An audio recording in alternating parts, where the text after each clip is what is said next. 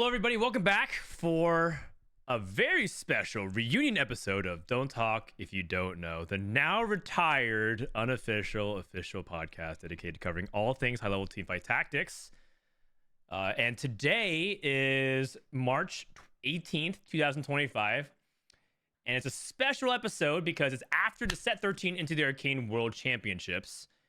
And we're going to dive into everything about that because there's a lot to unpack. This is actually a very special episode. And part of the reason why is because my former co-host, but also still one of my closest friends in life, Bryce, Esports Law Blum, DM'd me and said, we got to do another episode.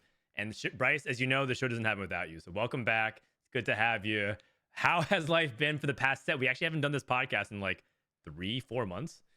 Oh man, it is so good to be here. I missed you all. I missed you guys. I'm so glad that you two are the guests for this, and Dan, always amazing to be here. Life's been pretty good. I am sleeping a little bit more. I'm exercising more. I'm lifting like 5 or 6 days a week, so putting on some muscle, trying to catch up to Dan. You have a lot of golfing. Muscle. Wait, can you flex real quick for the camera? Nah. Bryce is built. That's what When Milk keeps saying. When Milk was visiting, he went back for seconds. He touched Bryce and said, "Wait," and then he went back and squeezed him again and groped him all over the place. It actually happened. Yeah, I'm saying that you're like shredded now. I'm definitely in the best shape of my life. I'll give you one for it, but it's not that impressive yet. You have to take a step back when you see. Oh God, it's too zoomed up. Oh wait, what? The shirt's still on. Yeah. Well. Okay. How's that? I see some curvature to the muscles. I see some definition. It's a work in progress. I need another year or two to get to where I hope to be. But oh my God, Egan! Oh shit! 100 gifted subs. Oh my God. That was because Bryce. Bryce flex again. See what happens. I don't know. Wow. Imagine if I had taken my shirt off. How many it would be? How many to get you to take your shirt off? Wow. Yeah, I think another couple hundred, and I would have to take my shirt off. Right at that point, I feel like Robin dyed his hair for less.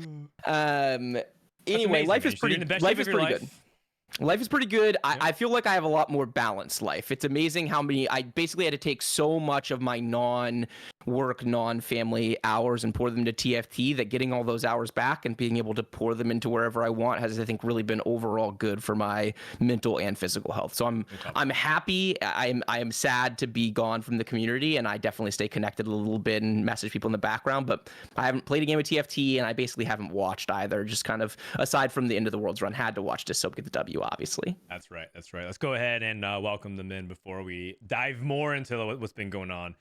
Dishsoap, what's been up, buddy? What have you been up to lately? Huh? Anything happened recently?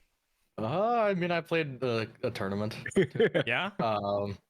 Did pretty well. Yeah, it went really well actually. Awesome. You did it, man. Dishsoap's second world championship. In just like 6 to 7 months as well. I mean, you won set 11. Did that surprise you as well? Like, did you go into this feeling like you were really confident, or did it even take you back by like the results? This one, like this set, I don't know. I mean, you could like I told you, I messaged you a bunch. I was so confident like the whole run. Like after the cup or whatever. I think I messaged you that I was gonna like 2.6 at regionals. I think I did better than that somehow. Yep. And then I told you I was like the most confident I've ever been before Worlds, and You did. yeah, I don't know. It feels really good that the confidence like actually came through. I'm gonna screenshot that before we go on. But congratulations, man. What was going through your head as you realized you did it with Zeri reroll of all things, by the way? Yeah. Which everyone meme because Zeri's one of the worst comps generally to go for, especially go for the win. C tier on TFT Academy, by the way. Which False is correct. advertising. Yeah, I don't know. Somehow I got to the point where I had +2 Firelight, which let me fit Warwick and Victor. And I think I ended up with a really, really good matchup in the final fight. I don't know if I could have even beaten Lucas, but Lulu took Lucas out for me. Yeah, I don't know. It was just a good matchup, and then like a crazy high cap version of the board. It's just enough. Man, Prestivent died so Liluo could live, so that Liluo could die to Dishsoap. What a timeline. Yeah, 100%. America still got the win. I mean, there's so many like things that could go differently. It's just like hard to. I don't know, just hard to think of like other outcomes. But Was the Edge of Night spur of the moment, or had you been thinking about that possibility earlier? the fight, I think I fought him like 2 or 3 rounds before, but the fight against him, I kid you not, was like legit the worst fight RNG you ever seen. What happened was like he had a Fishbone Tristana that reaches like almost all of the board. Since he kind of messed up high key. I don't think he knew this, but like since he had it in the corner, it can't reach opposite corner. If you moved it like 1 to the left, it could reach my Zeri. But the thing, what happened was on the first ult, it hit the Twitch, which is right next to my Zeri. And then for some reason, the Warwick dashed to the Twitch to execute it, even though it was already dead. And then my Zeri Firelight dashed away from his Warwick, putting it in range of the Fishbones. And then the next ult right after, the Zeri just got one shot. It was, I don't know. It was like just the most disturbing fight RNG of all time. And I'm like, okay, if that shit happens again, like maybe I need Edge of Night for him. So that's why I did it. I don't have all of the because we DM about random topics, but basically this is what Dishsoap was telling me beforehand. Like this is before champs even started, of course, and he was like saying like this is the best he ever felt. And I promise, Preston, we'll welcome you into the show. I just want to kind of ride this momentum real here with Dishsoap. What gave you such confidence? Because I feel like a lot of people going to Worlds, even if they are confident, it doesn't always like piece together the runs. Like what exactly gave you so much confidence going into the World Championship? Bro, in scrims it was just like I feel like some people's actual game plans was just to try to play Kim like 80% of the time, because that's all they were doing in scrims. They would just play Kim, or they would like full open try to get Kim off carousel. And like, yeah, that shit can work in scrims pretty well, but like on the world stage, you're just gonna get griefed. Like that's just what's gonna happen.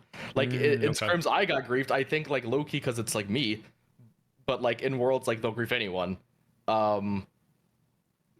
So yeah, I don't know. I think like there's someone that like was whoever went first place on day 1 just started day 2 888. They tried to play Kim every single game. Yeah.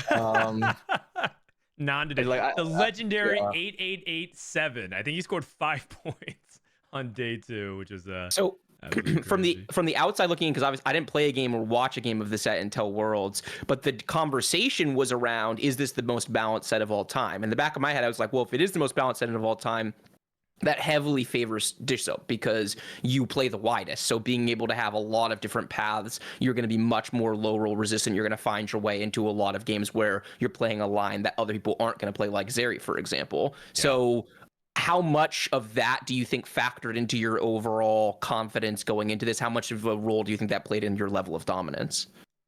Like a little. I don't know. I don't know if like that was that much a reason. Like the thing is, I low-key pulled like a little switcheroo. I dropped a video on my regionals performance where I like talked like about my thoughts on the meta and like how I chose my lines and shit. Because in regionals I played like 70-80% reroll, because that's just I think that was kind of optimal. But like after the new patch, like high-key this Elise change, like it seems small and you don't actually end up playing around backline Elise that much, but it makes like the backline AP lines like way more consistent. So I ended up like playing reroll a lot less at Worlds and played like a lot more fast 8 AP. And like if people were just copying my read from that video, which was kind of like low-key what I was hoping for, I feel like I got an edge on that. Dude, this guy is playing fucking 3D chess while everyone was playing checkers. He plays a style in regionals and then releases a video on it so that he can then counter meta for Worlds. That's fucking insane. That's actually pretty dope. That's actually pretty dope. All right, we've waited long enough. Sorry about that. It was a really long intro. Prestivent, welcome back to the show. Your best set ever, but obviously it didn't end the way you wanted it. Just go through like how have you been doing the past few days since the World Championship? Oh, I mean, I don't know. I feel like I've been fine. I was like catching up on stuff that like I like didn't really do because I was just like nonstop playing TFT. But yeah, I don't know. I feel like I'm fine. Okay. Honestly, like the whole like win rate thing, I was like upset about it for like an hour or two after the announcement, but then after that, I was just like kind of like whatever. Interesting. Why did you feel like you had closure on the situation? Were you like okay with how everything played out? Like what how were you able to calm down so quickly? Because I feel like a lot of people would be justifiably mad for a really long time. Yeah. Oh, I don't know. It's just like I don't know. I feel like it might just be like the way I think. It's like I feel like it's not gonna be like my like I'm pretty confident I'll have like another chance at some point. So I like it. it's like, yeah. Okay. You will for sure get another chance, by the way. Like if you continue your process, you will get another chance. You being at Worlds and being competitive at Worlds was inevitable. It's just that, you know, each set you continue to grow and improve. So if you keep doing that, you're going to be better and better. Yeah, and I think most people can attest to, and you have one of the other people in the call here that can actually back it up, but you're one of the hardest working people in North America. You have been for quite some time. Yep. And you even mentioned that you basically know life TFT for like multiple weeks. You were up doing scrims at ungodly hours every day, scrimming with APAC and EU. You talked to all NA players, you talked to EU players, you talked to APAC players, you talked to analysts. You talked to me, so you clearly put a lot of prep in, and I think everyone just feels mad on your behalf because they feel everyone's been following your journey to see how far you've come, and it feels like you were cut short. Like it felt you could have gone even further. It wouldn't surprise me if you were also threatening for the final lobby win. I think that's why a lot of people feel really upset. But on the other hand, does it feel easier to let it go because everyone else is upset for you? It feels like part of it is like everyone's got your back on that. I mean, partly, but I feel like it's not like so much like people are upset like for me. I feel like it's more so it's just like they're more upset about like the integrity thing. Like it could be like I feel like it could be like anyone, and then, like if it happened to anyone, like people would still be like really upset. Yeah. I think people would be upset either way, but I think it being you're such a well-respected and well-liked member of the community. I don't know anyone who has anything negative to say about you, and so I think that definitely amplifies. Yeah, let's go ahead and actually show what I have of this clip. So let me see. Okay, so we're gonna dive into that stuff now. Yeah, we might as well. I was gonna go through like more of the results, but I feel like this is what most people want to immediately jump into, which is a clip that Prestivent shared on Twitter that indicates that there was some dishonest play. This is a clip of SendTFT's Twitch channel. You guys might have to like listen to this stream. Basically, he's talking about how this clip in question is at the top 4. Shi2 Ren is at 3 HP. Just to set the stage, he's going up against Sao Pimi. He's playing a family viewer board with no scout, no pivot, and long distance pals. And he's choosing to not long distance pals his Violet 3, who's been buffing for the majority of the game, if not the entirety of the game, as well as remove the items from her. Instead, he decided to buff a Vi 2. And granted, I admit I haven't watched the entirety of this game, but I've watched several clips. You can see already how it's a little bit suspicious. He ends up going against Sao Pimi, another Chinese player, and Li Lua, who also lost, is at 6 HP. Li Lua ended up losing by 1 fewer HP because he ended up losing this fight versus Experion. And then that ended up being the point differential that allowed Li Lua to tie break at 65, I believe. And there's a 3-way tie between Prestivent, Coco, and Li Lua for the top 8. So this is where the controversy started. Am I getting all that correct, Preston? Am I missing any major details? By the way. Yeah, I think this is like where it mainly started. Like after after I realized I was like 9th, I was just like, oh man, damn it. And then like someone linked me this, and I was just like, huh? Yeah. And so this basically sparked a lot of conversation on social media. All right, give me a second. I'm trying to pull it all up at the same time. Where while a you're lot of pulling people it were up, can I just straight up say saying that this shows the power of a cast, by the way. I'd never seen this streamer before, but I really enjoyed his reaction. I thought it was really good. Like the screaming he removed with Violet, I think helps bring it to life for sure. Yes. So I don't have it, but Prestivent, of course, tweeted out about it, and then we got a lot of people who were just saying things like Soju's like here, world's caliber player removes item off Violet, takes 16 years to put items on Vi, who is opposite side of his backline carry to give Lilo a placement. XD, don't worry guys, we'll competitive ruling Setsuko. XD, question mark. Robin chimes in, Satan blatant CN win trading, get Lilo out of top 8 and Prestivent in, so literally just, advocating for that. Rainplosion, disappoint. Oh wait, actually this is the results of it. Dishsoap chimes in. Hold on a second. Gotta pull this up here. I purposely didn't win trade Preston for the spirit of competition when I very well could on the final day because it shouldn't be allowed. Hope admins take action. I believe actually you called this out while playing on stream, right, Dishsoap? Yeah, I mean the like this is why I don't buy this like argument that like this guy was just clueless, because I feel like you all these players are very well aware of the standings and then of other people's standings and how like that stuff can take an effect. And I was very, very aware that if Prestivent placed like higher, and I could have made him placed higher, that he would have made it.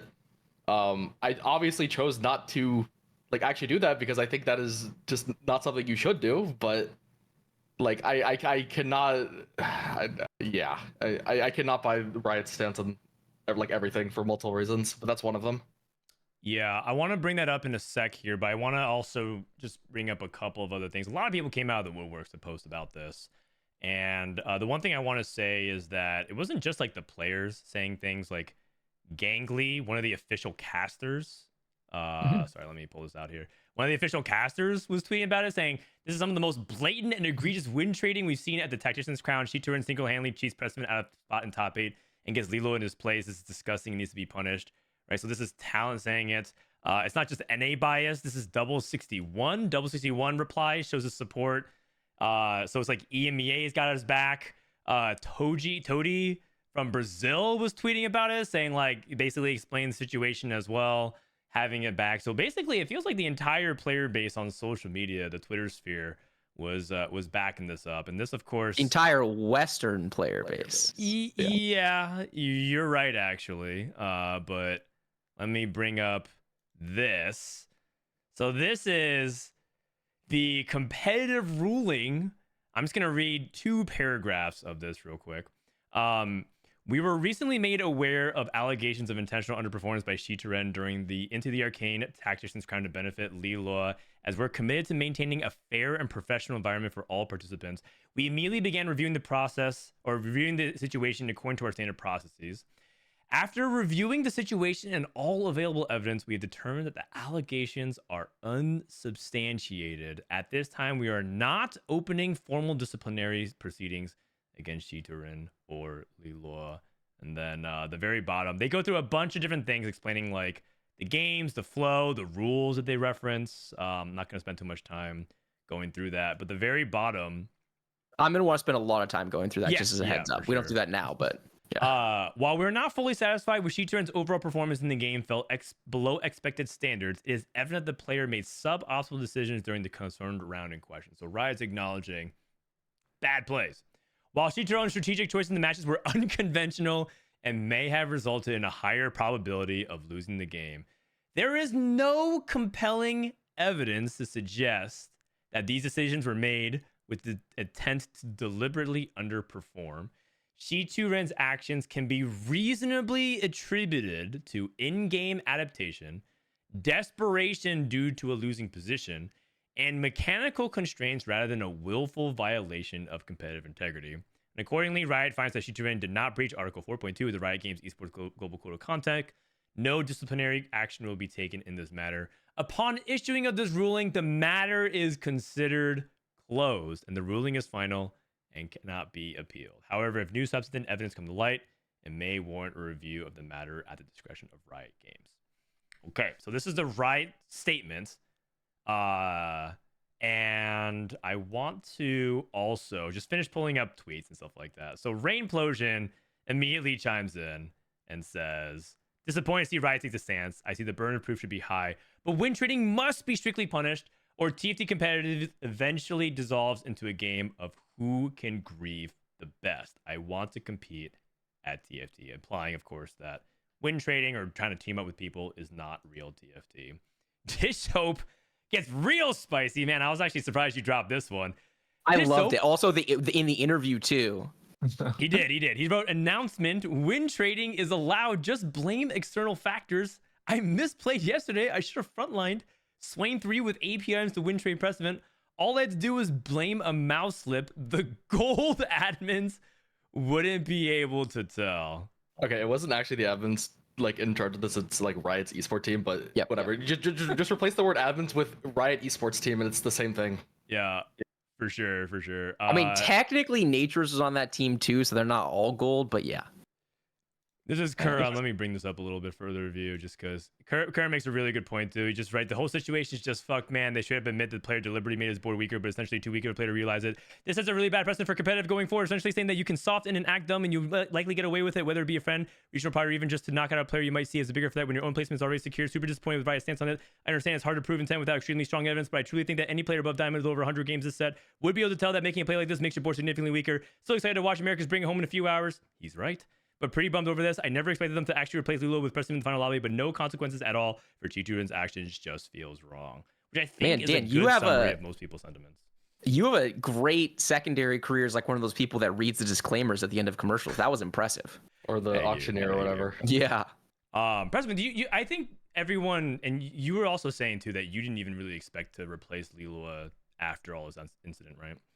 Oh yeah, because I mean I feel like the situation is like it's hard to like implicate Lilo like unless he like straight up like admits it, but it's like so I never really I like obviously part of me wanted to like to take his spot, but I like realistically like thinking it's like and like reasonably like thinking I feel like it's like I wouldn't get his spot, but it's like I feel like not like punishing Chitorin is just like really dumb.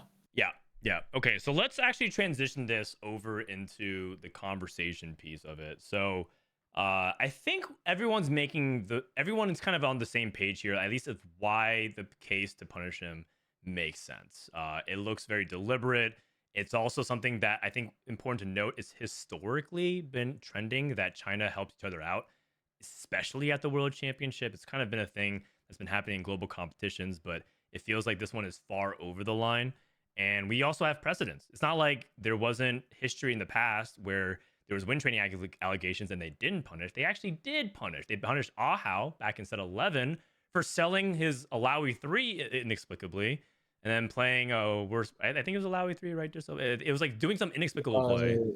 He sold like his Alawi like I don't remember exactly, but I think he like sold his Alawi 2 or something for Alawi 1 or like Diana 2 for I don't remember exactly. I think it was Alawi 2. He played like a much worse board. Yeah, just completely trolling. And it's the same exact circumstantial situation, which is he was functionally eliminated, weakened his board, queued into a Chinese player, or like it made it easier for another Chinese player who needed an opportunity to get into the final lobby, and that ended up playing out exactly how it is. So it's almost like eerily similar. I linked the whole thread. Someone did a whole Twitter thread about this. So if anyone's curious about that, doesn't know about it, you can like go and look at the full details of it. Where'd you link it? I just put it in chat. Or I'll put it for you. Okay, yeah, Tarman's POV. I'll put it here too. Okay, so interesting enough, part of the reason why we had this podcast was because I was DMing a lot of people. I was in Europe. I was in Japan, not Europe. And I made like a scuffed bathroom video of my reaction to it because I wanted to chime in because I wasn't co-streaming. I DM'd Bryce, and Bryce actually says that he's not sure he entirely agrees with me calling it a mistake. And so I kind of want to hear exactly why you feel that way, Bryce, because I'm sure there's nuance to it. You're not just saying like, well, Riot was right, everyone else was wrong. Yeah, I have a lot of nuance to this. Okay. So hit me with it while I pull up these Tartman tweets. I'm gonna snap into lawyer mode pretty hardcore for this episode. I think probably more so than I ever have, because I think that this situation is something that I'm just a lot closer to than most people, because the history of this in competitive TFT is relatively new, but the history of this throughout esports is not new. And because of my practice of law, I have a lot of experience being adjacent to competitive rulings in other Riot titles like Valorant and League of Legends and other esports across the board. So we've worked on a bunch of these cases. Clients have been involved. I know exactly what these type of investigations look like. And so there's a lot of background here and context that I have that I think is really helpful to bring to bear. So before I get into some of that analysis, I think there's a few caveats I want to put out there. Mort started his thing with like 95% of people, your minds are made up. I refuse to believe that. I think that one of the things that's been really great about this show is we've been able to pile nuance onto topics and help kind of evolve discussion. So I'm hoping to do that here. I will also get out of the way that my personal opinion, if you put a gun to my head and said, what do I think happened? Yeah, I think he did it. I think that this was intentional. I think it was for the purpose of helping Lula. So I personally agree with the masses as it relates to what happened here, but that is a separate question from the analysis of what Riot should be doing vis-a-vis punishment in the situation. And so I think my hope is that we can actually talk about what that inquiry looks like. What did the conversation look like in the room? How was the evidence evaluated? And was the ruling correct or fair from that lens, as opposed to just this lens of what do we think happened? Because there's a reason why you go to a different level of analysis when you're in a court of law and you have a standard, you have a rule that's in place, you have a standard that you apply against that rule, and you do a somewhat complicated analysis. The last caveat, there's two other caveats that I want to make. One of them relates to the human beings in the room, right? So I don't know everyone who was involved in this discussion, but I do know many of them, right? I know Sherm, he's been at Riot for a decade, and I know him to be a really smart person and a person of integrity. We all know Natures, right? We've known Natures for a long time. This is a human being that we've all, if you don't like and respect Natures, I don't know what to tell you. He's been a huge part of this scene since day one. And I think he's someone that's very thoughtful in the way he approaches issues. So I think that's really worth noting. And another person who you guys probably don't know, but I know well from my background, because he worked in Activision Blizzard for a while and across a bunch of different esports, a guy named Dylan. So I trust the human beings in this room to have been thoughtful in the way that they approached it. There's also a level of expediency here that is hard to decouple the situation from. They had to make a decision basically within 12 hours. Making no decision was the same thing as making a decision. That's very unusual in the context of what this typically looks like. There's normally quite a bit of investigating. You spend weeks on this type of stuff, not like 12 hours. So look, man, all of that out of the way, I think that this requires. Can you pull up the competitive ruling itself and go to the standard? Go to the part where they actually like say what the rule is as a starting point, Dan, because I think that we have to understand that. We have to start from what is they're not just saying what do they think happened. They're taking an existing rule book and they're applying it to a situation. So there is a rule here, right? And the rule's underperformance. The reason they're not looking at the win trading rule, by the way, is for exactly what Pigot was talking about. If you can't connect the dots to Liluo, then you can't make this a win trading match fixing situation. It has to be evaluated under the underperformance rule. So everyone's colloquially calling it win trading, but I don't think that's necessarily correct under the circumstances. I think it was correct for them to apply the rule. And when you look at the rule, they basically say, you scroll down like a little bit, Dan, they're going to say there's two things they have to figure out. One, they need evidence of suboptimal gameplay, and two, they need clear determination the actions were deliberate. And so the first point, I think this was really stupid of Riot. I think they should not have died on this hill. I think that arguing that this was not suboptimal gameplay is just completely incorrect, right? I think this was very clearly suboptimal gameplay, and I have no idea why we would even dabble in defending that or pretending like that wasn't what's going on here. This was, I don't have to know anything about the set. You can just explain the surrounding variables of like the scaling augment and the LDP and all this stuff, and it's like so obviously bad gameplay, right? So I think stupid argument to make. The question is really whether or not there is clear evidence that it was deliberate. Was this intentional? And I think that necessitates a conversation that now I want to bring all of you into, which is like, how do you go about improving intent in these situations? And that's what makes this so challenging. How much of it is based on the play itself versus based on kind of surrounding circumstances? Every once in a while, you're going to get a situation like where Sphinx admits, like, "Hey, fuck this Groxy guy.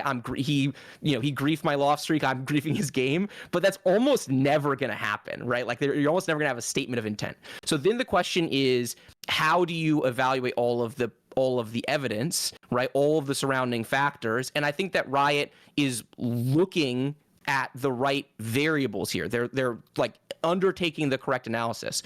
I think my personal conclusion would be that the play itself, especially when you factor in all of the broader evidence, is enough to be over the edge where you can say that it's intentional. But I think that the public conversation around this entire thing has basically existed at like layer one, and I would like to have the conversation exist several layers deeper, because at the end of the day, I think the integrity in TFT is a huge issue right now. I think the level of problem is far beyond the level of attention that Riot has given it thus far. And I think we need radical overhaul of the system because this is completely fucked that we can get in these spots, right? And it stems back to some of the earlier stuff like you were talking about, Ahau, Dan. He was punished, but he was given a warning and a 30% fine. It was a slap on the wrist at most, right? And as a result, we have allowed this problem to fester and grow, and there are very clearly regions throughout the world that view this problem differently than we do, like the way Dishsoap talked about I don't do that. Like I had the opportunity to help Prestivent, but I know that's wrong and I don't do that. That is not the case in many other regions. And the social contract of TFT, which is a topic I'll want to get into later as well, is completely broken at this point by many of the regions in these tournaments. It's a huge problem. So even if I think the analysis of this specific set of facts, the way that people are talking about it is somewhat problematic, I completely disagree with Riot's overall position on this issue, and I think that's where we need to lead this conversation. So I'll shut up. I'll talk for a long time. There's a lot I can unpack here, but that's my high level. Okay. So you asked, just to try to go off the question that you asked, you said, how do you prove intent? Is that what you're trying to ask? I can help with this. Yeah. I'll do something that I don't believe Riot did and look beyond the one clip that everyone posted. Because more stuff happened in this game. There was 3 separate instances of Shutoran underperforming. Specifically, when he was fighting against Lilu, that Riot, I mean, in their statement, they said they watched the game, but they didn't put any of these things that happened in their statement at all, which to me either means that they don't know how to watch a game and they don't know what to look for, which is a whole other thing, or they literally didn't watch the game. Which like I don't know. I think there needs to be a reinvestigation or a statement or something that they actually watched, because it's just complete. It looks so bad in there, and it looks like they're just completely incompetent. I'm gonna be honest. I pulled up a screenshot. Can you tell me what I'm looking at, Dishsoap? This is like the least egregious one, but this is what happened. He fought Lilu on 5-2 here. You can see he has 2 open components, and I think literally any Worlds player would and a Reforger would try to reforge something to get either a better full item powder, or I mean, you just reforge the rod and try to get a chain on for Violet. Literally anything is fine. You have 2 removers, so you can get something different off of Carousel. The more blatant clips though is what happened on 3-1 and 6-1. I think we have those links somewhere. Yeah, I'm playing it right now. So on 3-1 here, he's fighting Lilo. He's on a 2-win streak, playing no scout, no pivot family. Lilu, I don't know what his win streak is, but I think he wants to win, and he just purposely doesn't slam any items against him. And I mean, you can he still wins the round, but it's a 1-unit loss. I don't know. The most generous interpretation of this is that he's a fight judging genius. He could just perfectly predict this is a 1-unit loss. I think that's just fucking bullshit. Especially since there's giga crit RNG here with the JG and the Draven critting. And also the incentives around Rage Blade, you have to slam it at the beginning of the fight essentially, so it's not like an item that you can just put on later and it's fine. Yeah, this is just very clear purposeful underperforming to help out Lilu. And then again, something what also happened on 6-1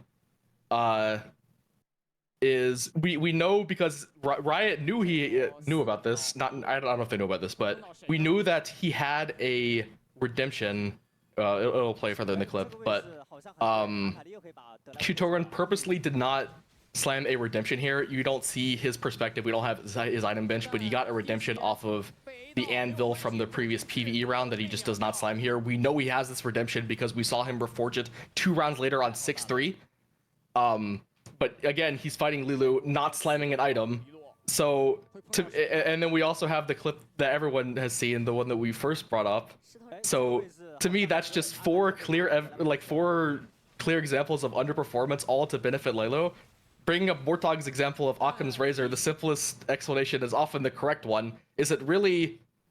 Are we really going to say 4 instances of underperforming to help Lilu is anything besides obvious underperformance and win trading, or are we just going to pretend like he got nervous 4 separate times, all against Lilu, at the highest stage. Like, it's just fucking bullshit, man. Riot didn't do any research. I mean, I think it's we have more dogs. Occam's razor, in case you guys don't know, it's the simplest explanation is likely the best one. And to be fair, to further contextualize Mort Dog's words, and if Mort might be watching, so he might actually clarify as well. But he also combined this with Hanlon's razor, which is to basically don't explain bad intent with stupidity when it could be just explained by stupidity or incompetence. And so by the combination of that, it's like it's both Riot Esports wants what's best. They're not trying to do something evil. They're not incompetent. And then also like the player himself is the same way. So that's basically covering Mort's commentary. Also, someone go ahead. Really fast, someone made the point on Reddit that I was really happy was made because I'm a lawyer and like the words matter. The Hanlon's leader is if it can be adequately explained, right? And so it's not like you can always explain something with stupidity. There is a threshold test that is supposed to be part of Hanlon's razor that was kind of lost in the way in which Mort talked about it, which I don't think was intentional, but it really does change how the concept is applied to real world circumstances. Yeah, sure, and that's fair. I just wanted to just like clarify what he was trying to get at, because I think people are just taking like one specific thing. So he said he combined both of those to come to his conclusion.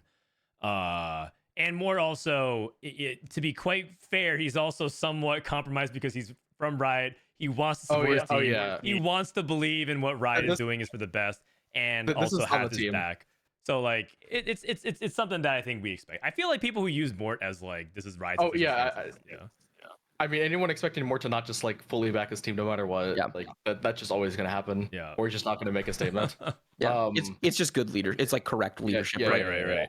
He's not against the idea of criticizing Riot's decisions, but he's generally not gonna. He's gonna default to wanting to do that. I think that's understandable. So part of it is that people.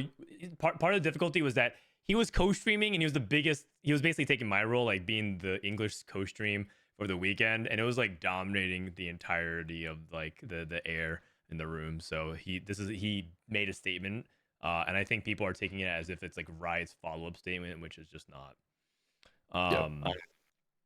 But I don't know. To me, reading a Riot's original statement where they said they reviewed the game, it's very clear to me that they either rush reviewed the game and didn't actually do their due diligence, or they just straight up lied and they reviewed a clip. Okay. Do we even know if they have access to the full game? Like, we're piecing it together by watching the CN co-stream and looking for the rounds where they were looking at his POV. Does the actual full game exist anywhere? They claim they did, I believe. That's what I was wondering, because like every single lobby, like some lobbies would have like up to 27 people when there's only like 8 players, or like 27 people in the thingy, and like whereas like over like 15 people being like spectators. So I don't think there was a spectator for every. I don't think there was a spectator for every POV. I think that's just like a bunch of different co-streams for different languages. I don't think there's like exists POV 100% uptime of like every single person. But you didn't even need that. There was a VOD of a co-stream that watched the Chinese players this game that they could have found. But we should have it though, right? Like that needs to exist. We all agree that. Yeah. I found it right here. Upon becoming aware of these allegations, Riot conducted a preliminary assessment of the facts, gathered further technical evidence from the Teamfight Tactics game team, they say that. Okay. Reviewed the full game footage, and conducted live interviews with Shooter and Lilo to gather individual testimonies and evidence. And I think, by the way, most people kind of exonerate Lilo as like not probably being an accomplice here. Apparently, they don't even know each other. And it actually kind of checks out because they're from 2 different worlds. Just for context, Shichiren's the mobile player, and Lilo is like the PC player. It's just very different worlds that don't intersect. I also have, just to add in a little extra spice, I actually went and gathered Chinese comments in response to this, because there's another element of this, which is, Bryce, I told you I wasn't going to prep many asses, but it turns out way to not prep, Dan. So let me just take out all this real quick.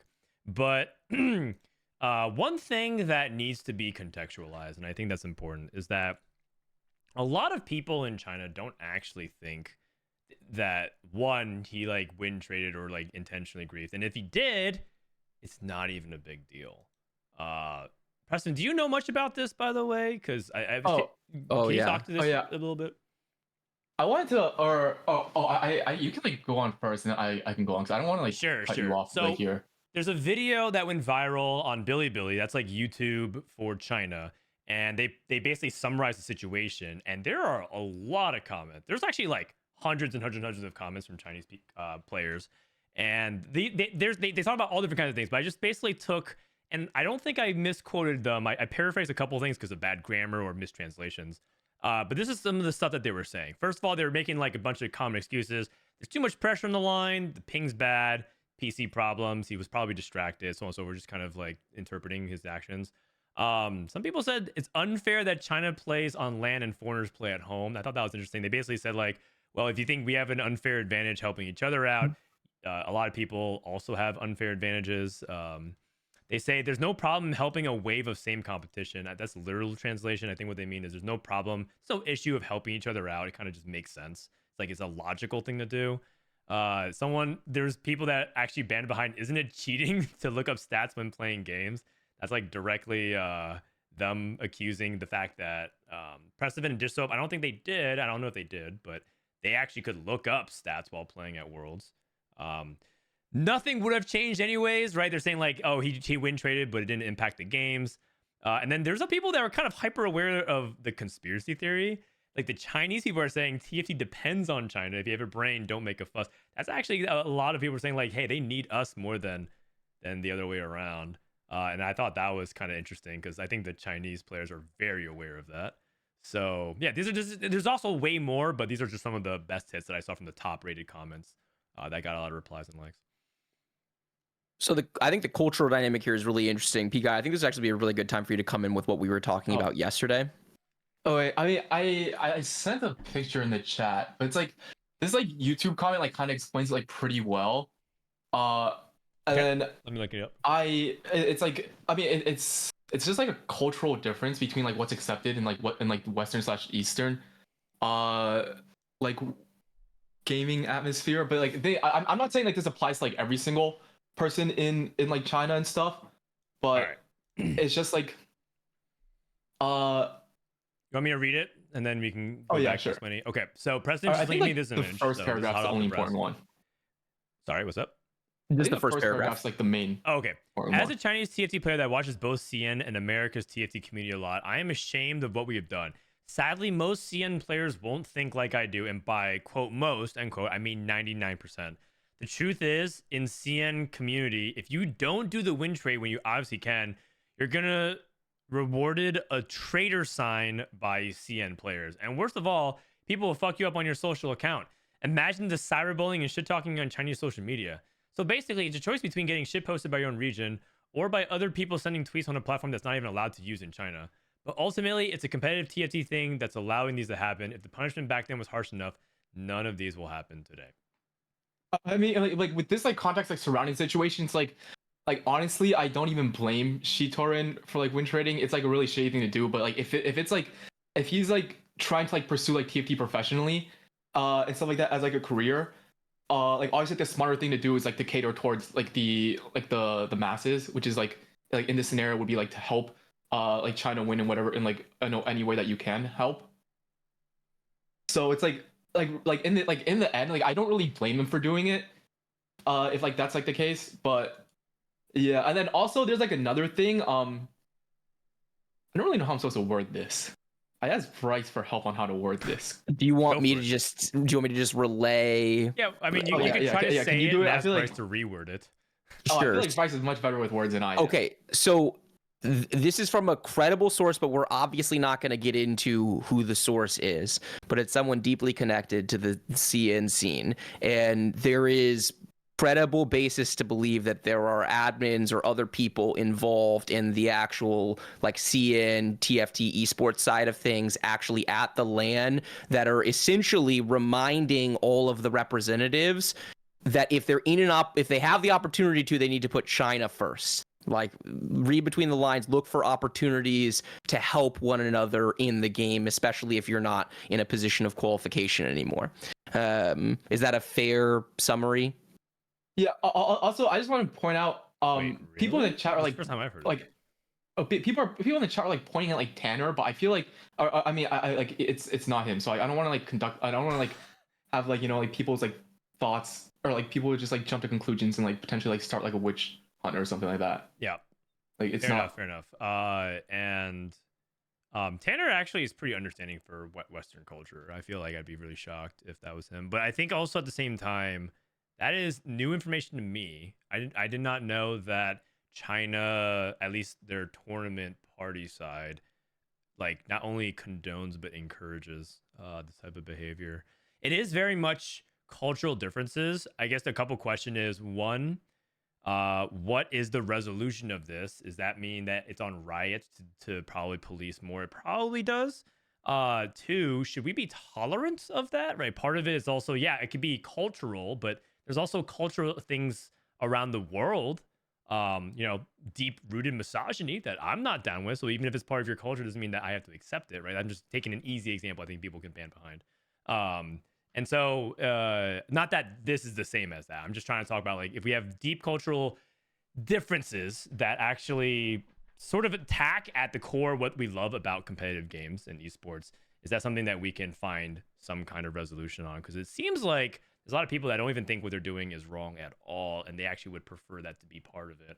And that kind of goes back to what Rain is saying. Are we even playing TFT anymore at that point? And it's not just a CN problem. There have been so many posts over the course of the last few years of what it's like for the SEA participants that are not from Vietnam, and the level to which Vietnam did it too. The level to which VN dominates the overall field, the level of which they support one another within tournaments. There have been tons of examples with a lot of evidence brought forward of the way in which that has played out in their regionals, and it's a huge fucking problem. So look, like, I think that reasonable minds can disagree with the relatively narrow cast of evidence that Riot was working with as it relates to whether or not they got above the threshold of proving intent. I actually can see both sides of that. I don't think I necessarily would have made the exact same decision were I in the room, but I can see the facts they're unpacking, where that's coming from. What I do not think reasonable minds should be able to disagree about is whether the scope of this problem and whether or not it needs to be addressed more holistically, because this is a huge fucking problem. And I completely agree with Milk's tweet, by the way. I don't know if you have that one, Dan, where he talked about basically said, yeah, of course you do. He basically said it's the tip of the iceberg, right? Like, this has been going on for a long time. We've never really looked at this problem, and I think he's completely right. I think if you were to go back and look at worlds for the the last 5 worlds, all of the game 5, game 6s on kind of decisive days, if you were to look at the SEA regionals, I think you would see that this problem is actually rampant, and it's a huge.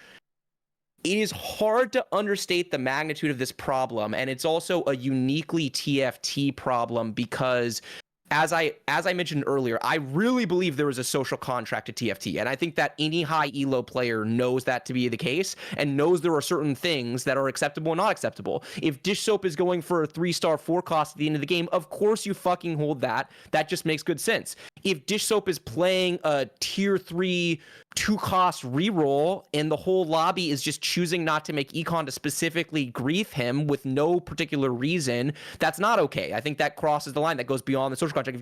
If someone chooses to hard pivot into the line late or whatever, right? There's a lot of things that we understand of, like, how you go about playing TFT fairly in a game where there's a shared pool, it's 1v1v1v1v1v1, and everyone is interacting with each other in these ways. There is a fair and an unfair way to do this, and I think we are so far beyond what is fair, and we've just been allowing that to foment. And then when it comes to the 4 and you either don't punish it like in this situation, or you do punish it like in the house situation but barely, you create a set of circumstances under which anyone with malicious intent will be like, this is fucking lit. I know exactly all I have to do is have a semi-plausible explanation for my behavior, and worst case scenario, I'm going to get a tiny punishment. And that is the big picture problem that I think needs to be addressed.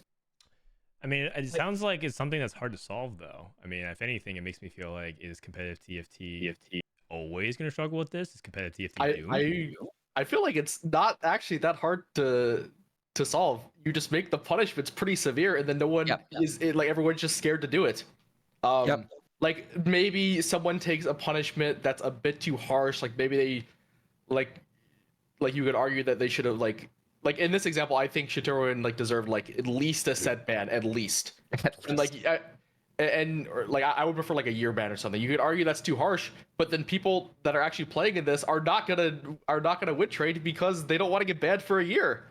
It's like I don't know. Did you guys see? And I don't have a tweet of this, but did you see what a player got disqualified for in China? There's a player that I just to explain real quick, but there's a player that I think was like going up against a completely unwinnable board. It was like a 3-star 4 or something like that, and he basically had no chance.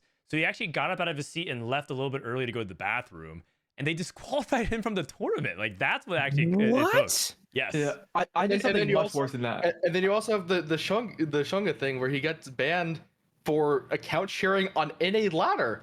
It's like they're harsher punishments for like account sharing on ladder than there is for win trading at Worlds. I don't understand.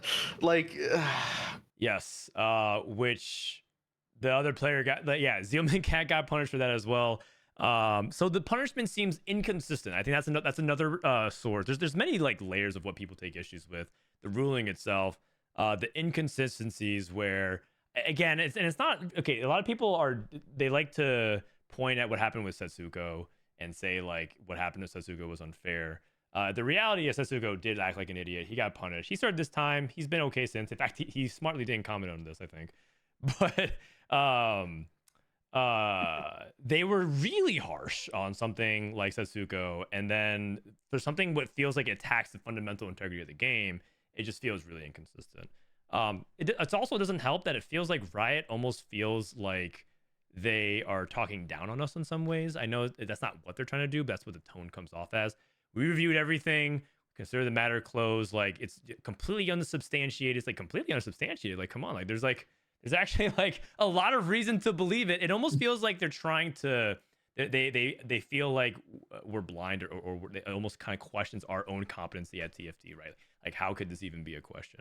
I think the glaring weaknesses from the ruling, from my perspective, are one, the scope of evidence that was evaluated, right? Like it's pretty clear they did not take a really deep look at not just this game, but what about other games? If you're going to be making this decision, if this is a guy that's constantly getting overwhelmed on transition turns, you should be able to find examples from other games from throughout this tournament where he like took 15 seconds to get items in play because he's not used to playing on a PC and he's overwhelmed or whatever. It's not hard to go out there and find all this evidence if you really look at it. So I think that is one of the weaknesses. And the other one is they focus so hard on the lack of connectivity between Lilo and Shaturin.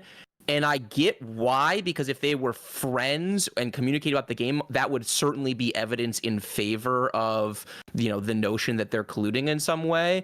But there is more than enough incentive just from a like regional pride perspective, to say nothing of like this YouTube comment that P-God mentioned, and we read talking about the cultural ramifications and the level of hate you're getting, all this. There's more than enough here just from that to take this really seriously. And I think to overly focus on their personal relationship or lack thereof kind of misses the bigger picture of what's going on in competitive TFT at the international level. Oh, I also want to like point out it's like obviously like not like every like Eastern player like thinks like this. Where it's like like they like need to or like where it's like better for them, or where they should be helping like their own region, even if like at whatever chance they get. But it's also like from like my understanding is like I was informed that like essentially like the equivalent of like TFT Reddit, like most of them consider like Shitorin like as not like win trading, but like playing politically correct or something along the lines of that. And it's just I don't really know. Yeah. Can you say the last part again? That like they consider like he did the right not thing. Like so much like win trading, but like politically correct play. I don't really know how to like to explain that. Yeah. Can you take a stab at interpreting that, Bryce? I think he's saying that they did the right thing. That like under the circumstances is what you're supposed to do. Is that what you're saying, P-God? Yeah. Okay. And so a lot of players have his back on that, and a lot of players would do that, right? It's sort of like an honor, like this comment is saying, it's like an honorable thing to want to do it for the country. It's like a selfless thing to do, right? I don't think a lot of like this, like the other like Chinese professional players like think he did the right thing, but it's also like I don't think like the Chinese players would ever speak out because of like something like this, where like if you do like having to speak out, you get like sort of like the like kind of like a traitor label and like backlash from like the community. So it's like I don't think it's like I think it's like more than fair for like other like CM players to like not like call Shitoran out for like this stuff. Yeah. Especially if it's like TFT's like their career. Yeah, that makes sense. Yeah.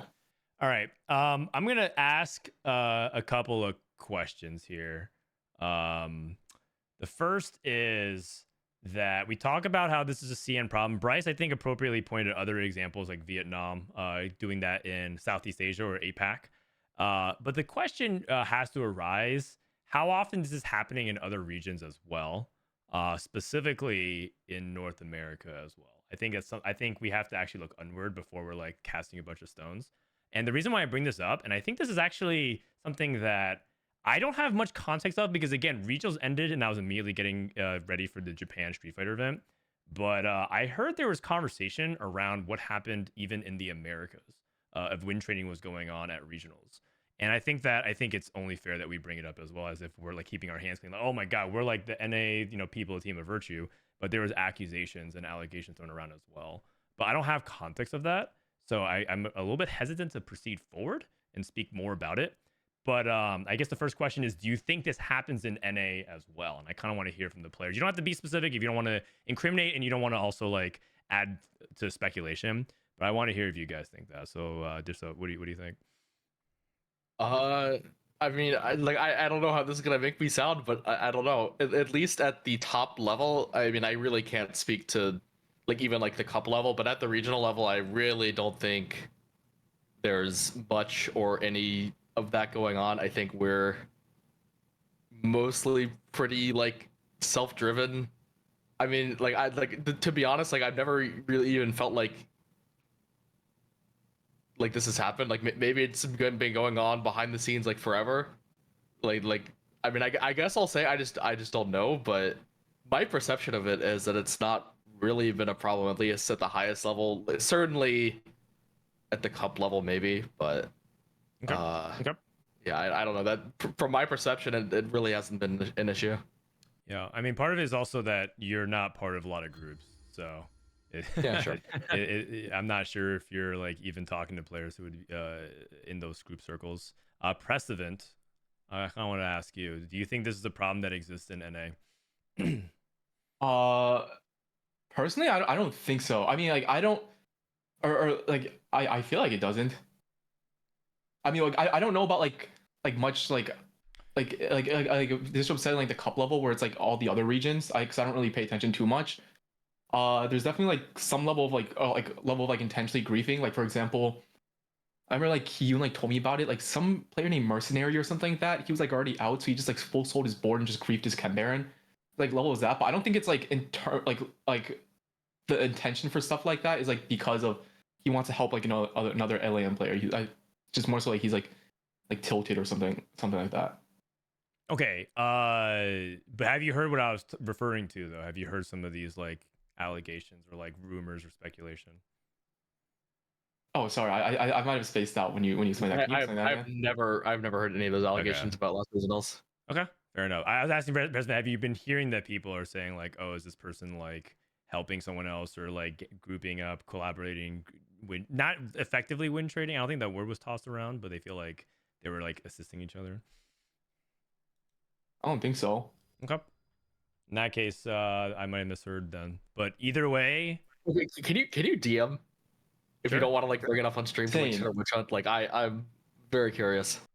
Okay. Or just put it in the group Bryce, here. say something while I type, so we feel dead air. All I can say is that I've watched a lot of North American TFT over the years, and I think every single time this has ever come up, even on ladder, it gets quite a bit of attention at the high elo community level, and people people tend to talk about it. So I think it would be naive of us to say that this has never happened just because so much TFT has been played competitively, but I don't think that the problem is anywhere near the level of prevalent that it is in some other parts of the world. Yeah, that makes sense. Okay, fair enough. The other thing that I want to say is that the competitive integrity argument for TFT, do you feel like this is, I mean, obviously this is way over the top and over the line, but there are other elements that's already been kind of putting competitive integrity into a lot of question. I think anything from like the way bugs affect the game. I mean, it potentially almost cost Dishsoap a pretty important game, as well as things like people can play from home. And there's like integrity issues with that because people are remote / can look at stats, and that's clearly unfair of an advantage of people who can. Things like the ping and whatnot. So when people, it is whataboutism, right? It's not talking about the issue with the win training thing, but competitive integrity seems to be like already sort of on the lower priority list relative to where we've kind of been operating out of. Bryce, would you say that's fair? I definitely think this particular issue has been under prioritized in terms of like actually understanding the scope of the problem and addressing it. I don't view bugs the same way because I think that's just like we just have to be comfortable with the fact that we're in a game that ships a shitload of content and that content changes all the time and the game is going to be constantly breaking. I like the way that we've approached it historically, where we just try to identify known issues and, you know, if they're of a certain magnitude, we ban them out from competitive play. Right. I don't really see that as an issue. I think the like remote play ping stuff, yeah, I do think that this stuff does influence, and you know, it's a little bit of a mixed bag. Like I would add into there the fact that North America has to play, you know, Worlds every time at like 4 a.m. is definitely a disadvantage, and anyone the amount of time you have to change your sleep schedule isn't even sufficient to actually do that if you were really investing in it. So I think that there's trade-offs to the remote versus LAN versus ping versus time zone and all that stuff. We might have an advantage. I don't know. I've never like sat down and tried to do all of these things and decided for myself, which I think is hardest. But I think that issue is a little bit of a red herring relative to this issue, which I view as like, if I were in charge of Riot, of TFT esports, I would put this issue as like top of my list, and I would be going and looking at stuff retroactively. I would assign someone like Natures who actually understands the game at a deep level to go back and look at a shitload of VODs from previous events and identify as many potential problem areas as you can and get an honest, like a good faith assessment of that stuff.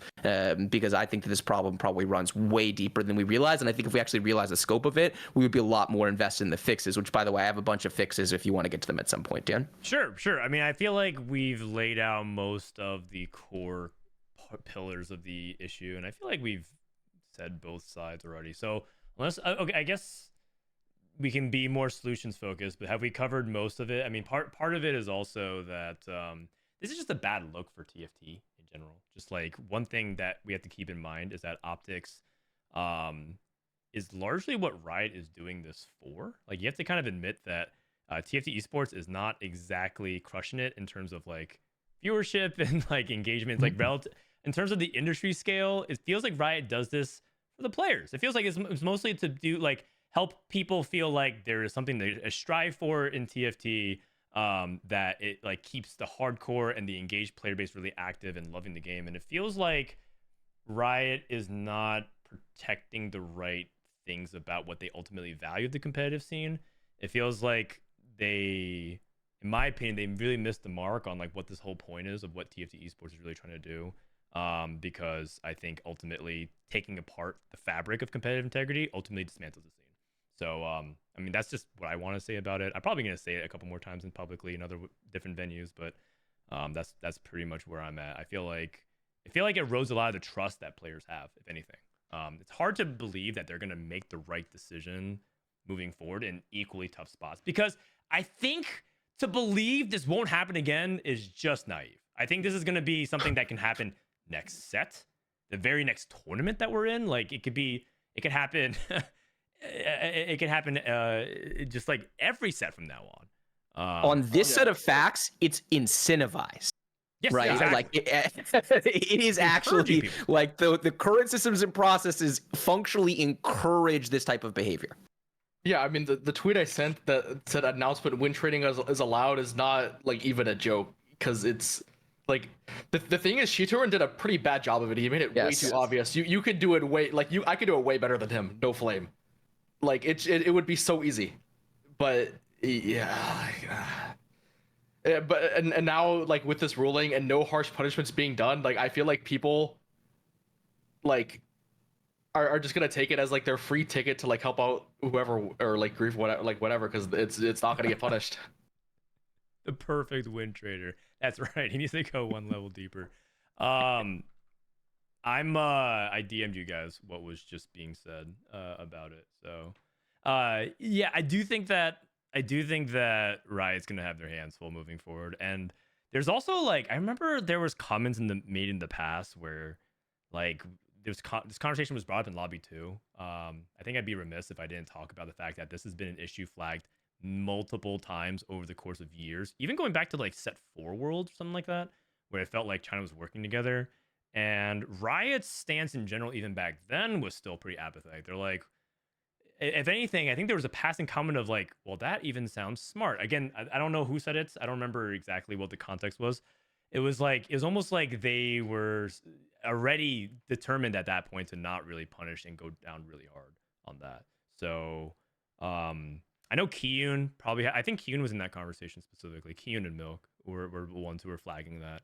And that's ultimately what sparked Milk's tweet about like how this has been happening for years already. And there's like, the thing is, I think a lot of people are cognizant you can't like hard prove specific instances, but soft inting has been a thing forever in the World Championships. So the other thing I want to add is that this is not just like for people who are kind of like saying Riot is correct and this is not that big of a deal, etc. This has actually kind of been a problem in almost every single World Championships ever in TFT. Okay, so what do you think, Bryce? This is like what I wrote. I was just told that this is okay to share. You were told that it's okay to share? Then yeah, I think if we're told that it's okay to share, I think we should. If the whole purpose of this is to bring all this into the light and have an open and honest conversation about the scope of the problem in TFT, yes. I think it'd be disingenuous for us to have some possible information, but I think we have to caveat it with, look, we don't know. We haven't even looked at the spots or any of what happened here. It's just we're talking about the topic and people have been messaging us about it. Okay, type 1 if you want more drama. Because apparently this is... Bro, you do not even have to ask the chat. Type 1 if you want more drama. This is why Dan is so good at content, because it would never occur to me to ask chat to type 1 if we need more drama. I did not have the explanation for this. And I actually got the latest tech drop. So here we go. All right. I got a text from Rainplosion. And Rainplosion said that you were talking about me, right? And I'm like, not really. I didn't know exactly what the context was. I heard from a person from heard from someone else. And she said specifically, this is just a couple minutes ago, she said, I think it's possible replay win traded me and slightly Soju after he was out in the last 2 games with Malala and Dark Noob, his study group in the lobby. It was a really bad play that I would not expect him to play, but you can never tell because he could also be checked out. I think Spencer called it 100% win trading.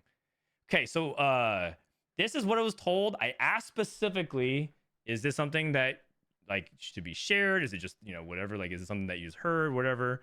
And she said, go for it. I want to immediately jump in here and say, well, I think it's important that we do have an open and honest conversation about this. We have not looked at the spots. No one should be witch hunting anybody. Yes, that's and the only thing that I think that we should be honest about that this might have happened and it should be looked at, just like I think all of this should be looked at. I think that, like I said, I think it'd be naive for us to assume that this has never occurred in a North American tournament, just given how many there have been, the incentives around it, and the level to which it's been policed, which is basically not at all. So okay. I think we should probably look at this and other spots if there's anything else, and we should be looking at all of the regions, including ourselves, to decide, what might be going on here and if action should be taken. Yeah. So the first thing that I'll say is that based off of what I know about replay and the way he approaches competition, the way of this would be shocking to me if this was the case. And I think that part of it was because we want to be transparent about like the fact that it's like it would be kind of silly if you had this whole conversation and then and things surfaced. But this was the sort of what I was hearing, that people were like out alleging that replay might have done something like that. I think that it wouldn't be true based on what I know about him. We don't have the clips of it, so perhaps maybe we shouldn't even dive into it much deeper. But if you're missing the context of it, Soju needed a good placement for his last game to get to day 3. And as you guys know, if getting to day 3 means you make it to Worlds. and there was like a crazy pivot from replay to pivot into enforcers that ended up contesting Soju, who kind of needed the Vi too. And it kind of ended up being a situation where Soju and replay went bot 4 when replay was functionally eliminated. And I remember because I think I watched that game and I was like really surprised it ended up happening. And I think what people are talking, like, you know, basically behind the scenes is like, that just feels like a really sus play that's unlike replay as well. And again, there's different layers of what's going on here. It might not be something, again, that's like coordinated and working out. It could just be that replay saw that he had not a lot of good plays. He saw that like one of his practice partners was playing a different line. He chose to play something else and wasn't really even paying attention to what Soju was playing. It could be completely just happenstance as opposed to that. And I think that's much more likely of an explanation than actually like he maliciously was like, you know what, I'm going to do this for this guy and this for someone else. Because I think that's just a reality of TFT. A lot of times there's so much going on that you're not even sure. You're like accidentally kind of going into somebody else, and that's not even your intention. So that's kind of how I read the situation. I feel like it's like an accidental grief, and I'd be extremely surprised if it ended up being something like targeted or malicious. Oh, wait, can I also chime in on this? Go ahead. Like, I feel like this would like I'm not I didn't like see the game or anything, or like I don't really know any of the context about the game, but I would also be really surprised if replay was win trading, because like what I do know with replay, I don't really talk to him much, but like I do know that he works like really hard like towards the game, because it's like every single time there's like sort of like any sort of like scrims, like I don't really stream this much, and like a lot of the time like the scrims are at like really weird times, so it's like because it's like to cater towards like every other region. He's like always there, and he plays like all of them, so it's like I would actually like pretty surprised if he like did win trade, because he is like I view him as like a really hard worker towards TFT. Yep. He is for sure. He's never done anything that felt like dishonest to me as a player at all. There's some players that skirt the line, quite frankly. They do like weird stuff that they're like half trolling, you know, but yeah. I feel like I can't make any comment on this until I actually watch the game. So okay, and that's fair, and that's completely fair. So let's just end it there. But I do think that the reason why I think it's worth flagging is because it probably happens way more than you guys think. It probably happens in your own backyard, and I do think there's a lot of people who kind of sit on their high thrones and talks down and even uses as a way to kind of be aggressive towards like China in general. When it happens potentially even with the players that we're watching on a daily basis. So not that that happened here, but just one of those things where you want to be accountable for that. Okay, with that being said, Bryce, you said you want to work towards solutions and fixes. I have nothing planned for this. So you guys, that's fine. I've spent some time thinking about it. This was my primary motivation for coming back, if I'm being honest, because I feel like this is a topic that I've been wanting to get into for some time, and it just never really happened. Like I wasn't here when the house situation happened. I was on pat leave, and so I've never really said my piece on this topic. And I think that now that we're here after what happened to Prestivent, I just feel like we need. If you're not convinced that we need to address this problem, I don't know what to tell you. Like, this is such a clear problem, the scope of which we barely understand. And so here's some of my high-level thinking. It's not a comprehensive set of solutions, but it's something that I think we could realistically implement in short-term fashion that I think would potentially have a big impact on how often this behavior occurs. So first thing is, I think we should immediately change the policy as it relates to the scope of punishments, like Dishsoap said. I think we need to be much more severe in the way that we're looking at this conduct, okay? We need to have a global warning to everyone when the policy change is made and tell them that particular emphasis will be placed on inter-region interactions within international play, because that seems to be the largest culprit. I believe there's probably some other stuff going on. If we're being honest, there's definitely some like storied vendettas and players that don't like each other and things like that. But I think that clearly the primary issue is players within a region helping each other when someone is mathematically eliminated or already in, right? And it doesn't matter to them either way. And so I think that we need to basically put everyone on notice. Punishments are being ratcheted up, and we're going to be looking at this particularly. Okay. I think we should Bryce, real quick. I think Rainplosion wants to join the call. Sure, pause this and let's do that. Yeah, because obviously I think some people are like feeling like this is still not concluded and resolved. So Yep, sounds great. Let's do Let it. me add rain here real quick. It's gonna mess up the cams. It's fine. We're just gonna do that. All right. Oh, I can turn mine off, and then I don't know if that'll like. Make Hello. it... No, it's fine. It's fine. It's all good. Hi, Rain. Okay. Hi, Rain. Hello. So I just wanted to talk about it really quick. I kind of didn't like how it was being brought up. I don't want people to accuse replay when like there isn't proof. I don't have full proof of anything. That's why like I didn't bring it up on my own time. That's why I never talked about it until now. But I thought it was relevant to the conversation, so I just want to clear things up. On game 6, he griefed both me and Soju by contesting enforcers from a spot that I thought was not that he was lost streak and he could play any comp he wanted, but that's obviously not proof of anything. In game 5, he took Sword GP off Carousel for enforcers when he already had. Sorry, he took Bo Zeri off Carousel instead of Sword GP when he had 1 out of 2 scrap and would have 1 out of 2 pit fighter next turn. So it was both the worst component and the worst unit. But then again, all of this is contextified by the fact that I can't prove anything. He could have been checked out because he was completely eliminated by then.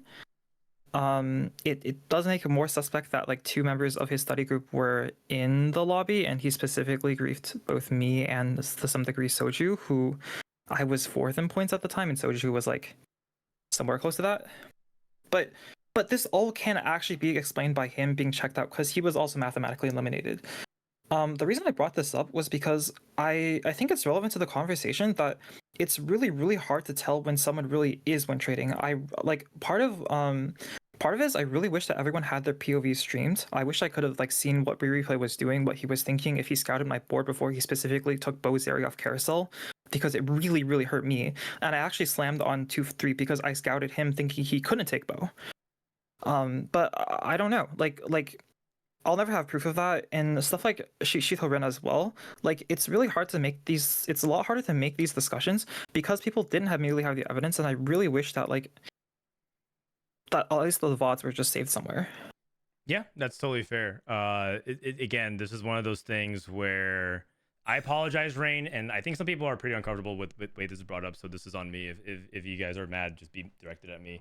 I was under the impression that you wanted it's all this good. Like to be it was, brought up. it was just like brought up in a way where like it was kind of unclear. I just want to make it clear that I I'm don't sorry actually if I accuse misrepresented Replay of win trading. Like I think it's possible he did. I think it really is possible he did, and like the circumstances surrounding it are really suspect. And the play itself, I thought was really, really bad.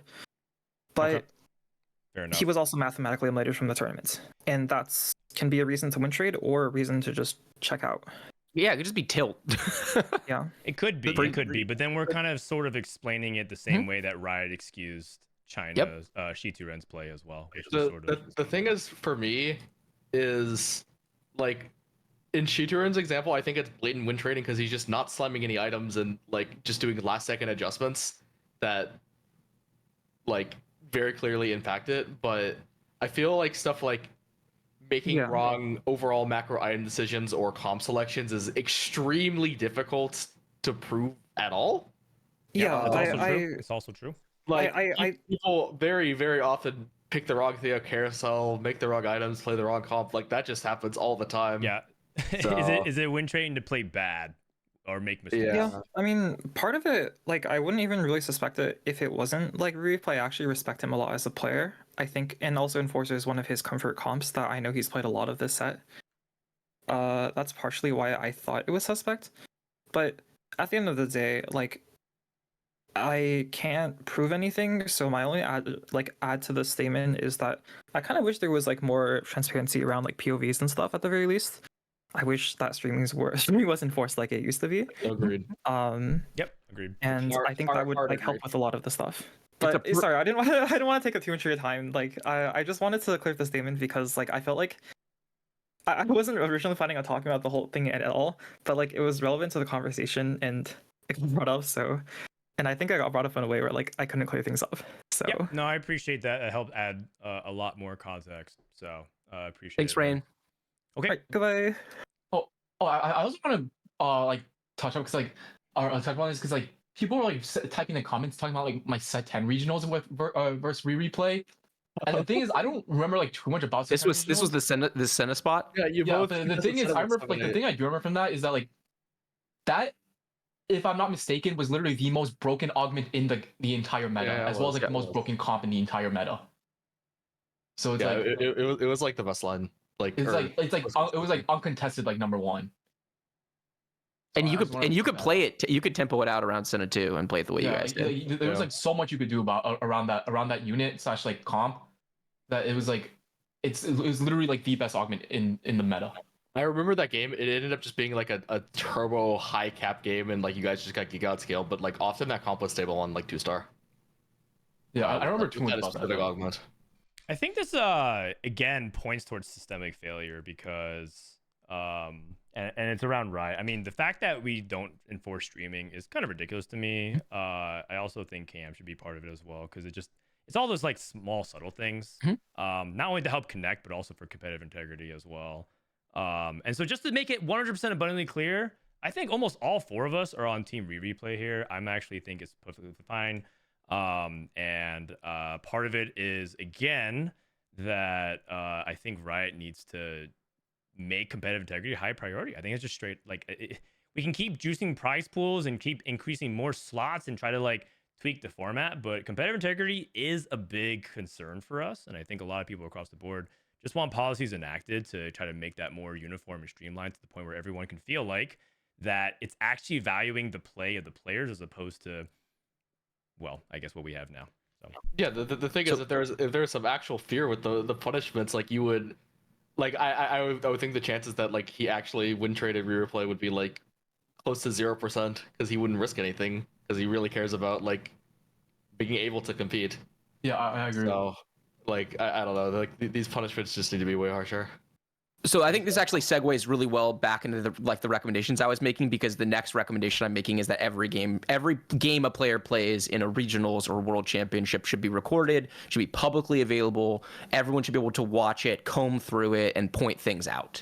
Right? Like there's too much gameplay happening here, and we need to be able to crowdsource from fans, viewers, other pro players that like notice something in their game and were curious and like, what happened there? And I want to go back and look.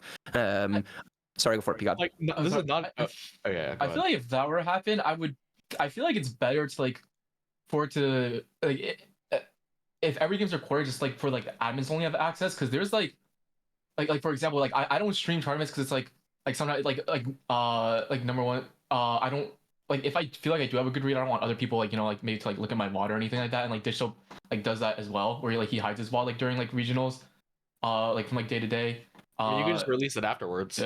Yeah, I feel like it's fine to release afterwards, or like during the tournament days, just like give it to admins only. But I'm not like for like having it access, everyone to have access to it like mid tournament. Yeah, that's totally fine. To be clear, I'm distinguishing this from requiring streaming. Like, I'm not saying that everyone should be required to stream and have their VODs readily accessible. It doesn't need to be at the tournament. It could be after. That's totally fine.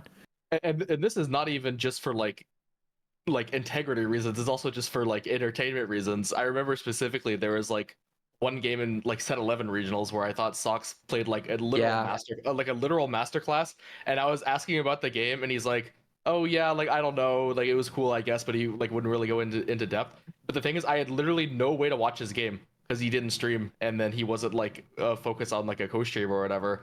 So like I couldn't even watch that game. Like I mean, obviously, like I'm not trying to steal his tech. You can release it after the tournament's over, but like I feel like if you're like, this should be a thing to record everyone's POV and release it later, just for like entertainment reasons as well as like along with the integrity stuff.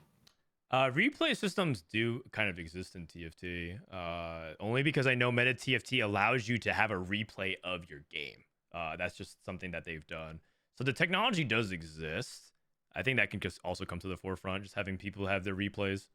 But again, it's one of those things where I think it's not a priority for Riot, because that's not the stuff that really drives revenue. That's not what increases their player base. Like tournaments and having all this stuff like that is like a lower priority. So I think the solve has to be on esports team side. I just don't think they have the tech to do that.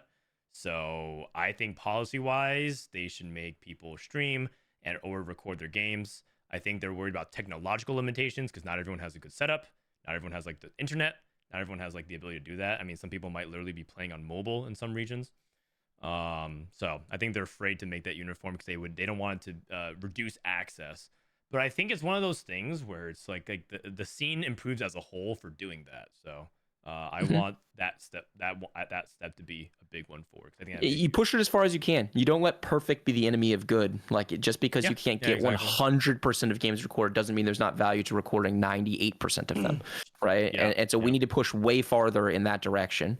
I think there should be a formal reporting system in place. So I think that anyone who notices anything in a game should be able to report anonymously or otherwise something that is worthy of investigation. And there should be a process where that stuff is like internally combed. And then I think, and this is probably my single biggest recommendation, I started this entire thing with talking about how I really do deeply respect many of the humans that were involved in the decision, and I do. But that's not the same thing as those humans being experts on the gameplay of TFT. And so much of this type of decision making is deep in the weeds of what serious, high-level competitive TFT looks like.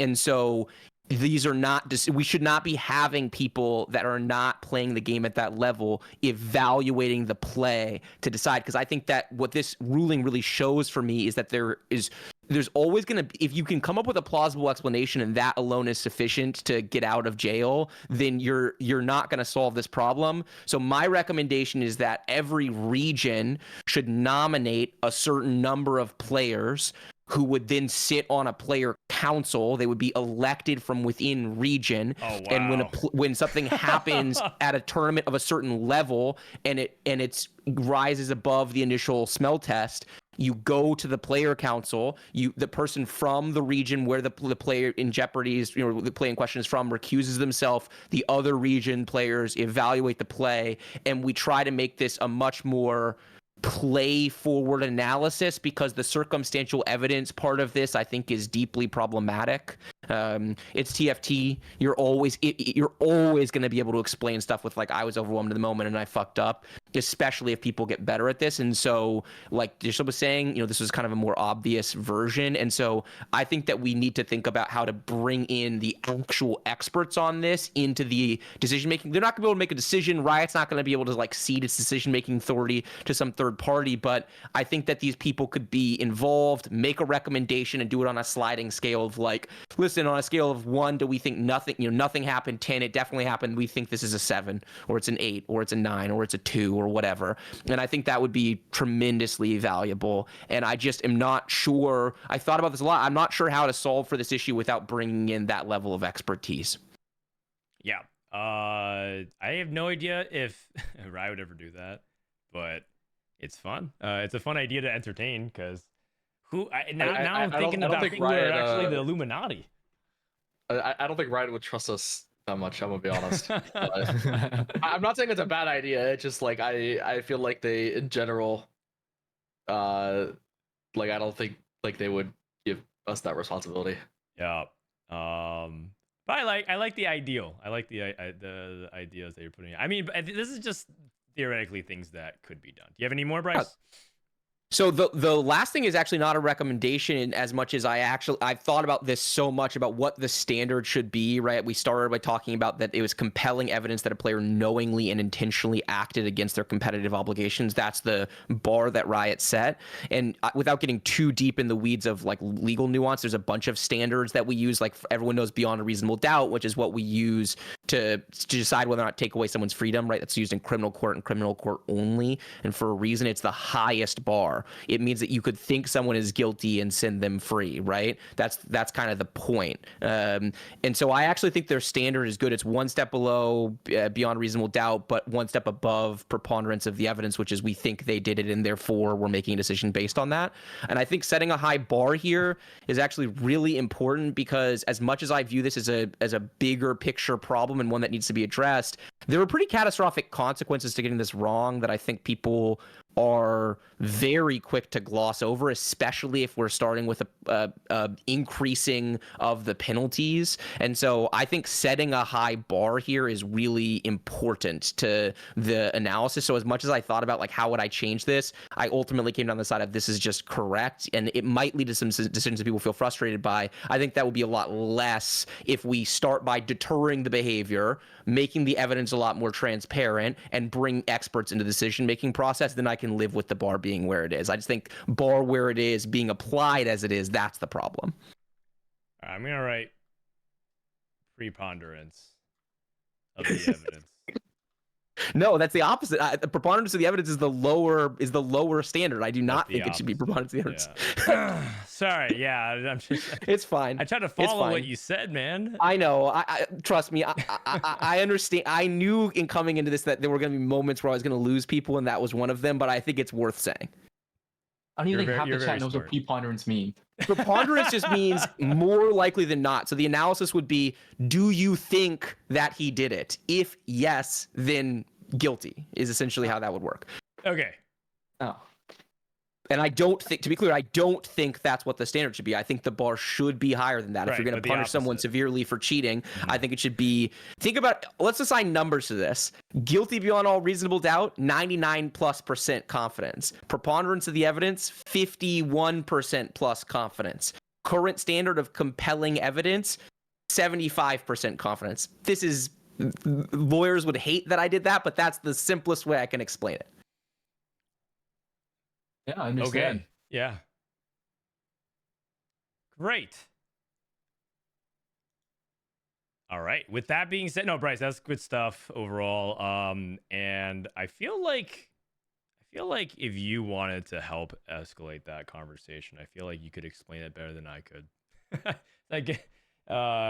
So with that being said, I do think that the podcast is going to come to a close pretty soon. Whoa, wait a second. Did you do a Dishsoap player card? We have to have a Blaze. I have a couple of things ready. The first is that we always do a show with Agree. So yes. I feel like we should just do a couple Agrees, and then we'll do very scuffed impromptu final player rankings, because I just felt like we should, since we have them here.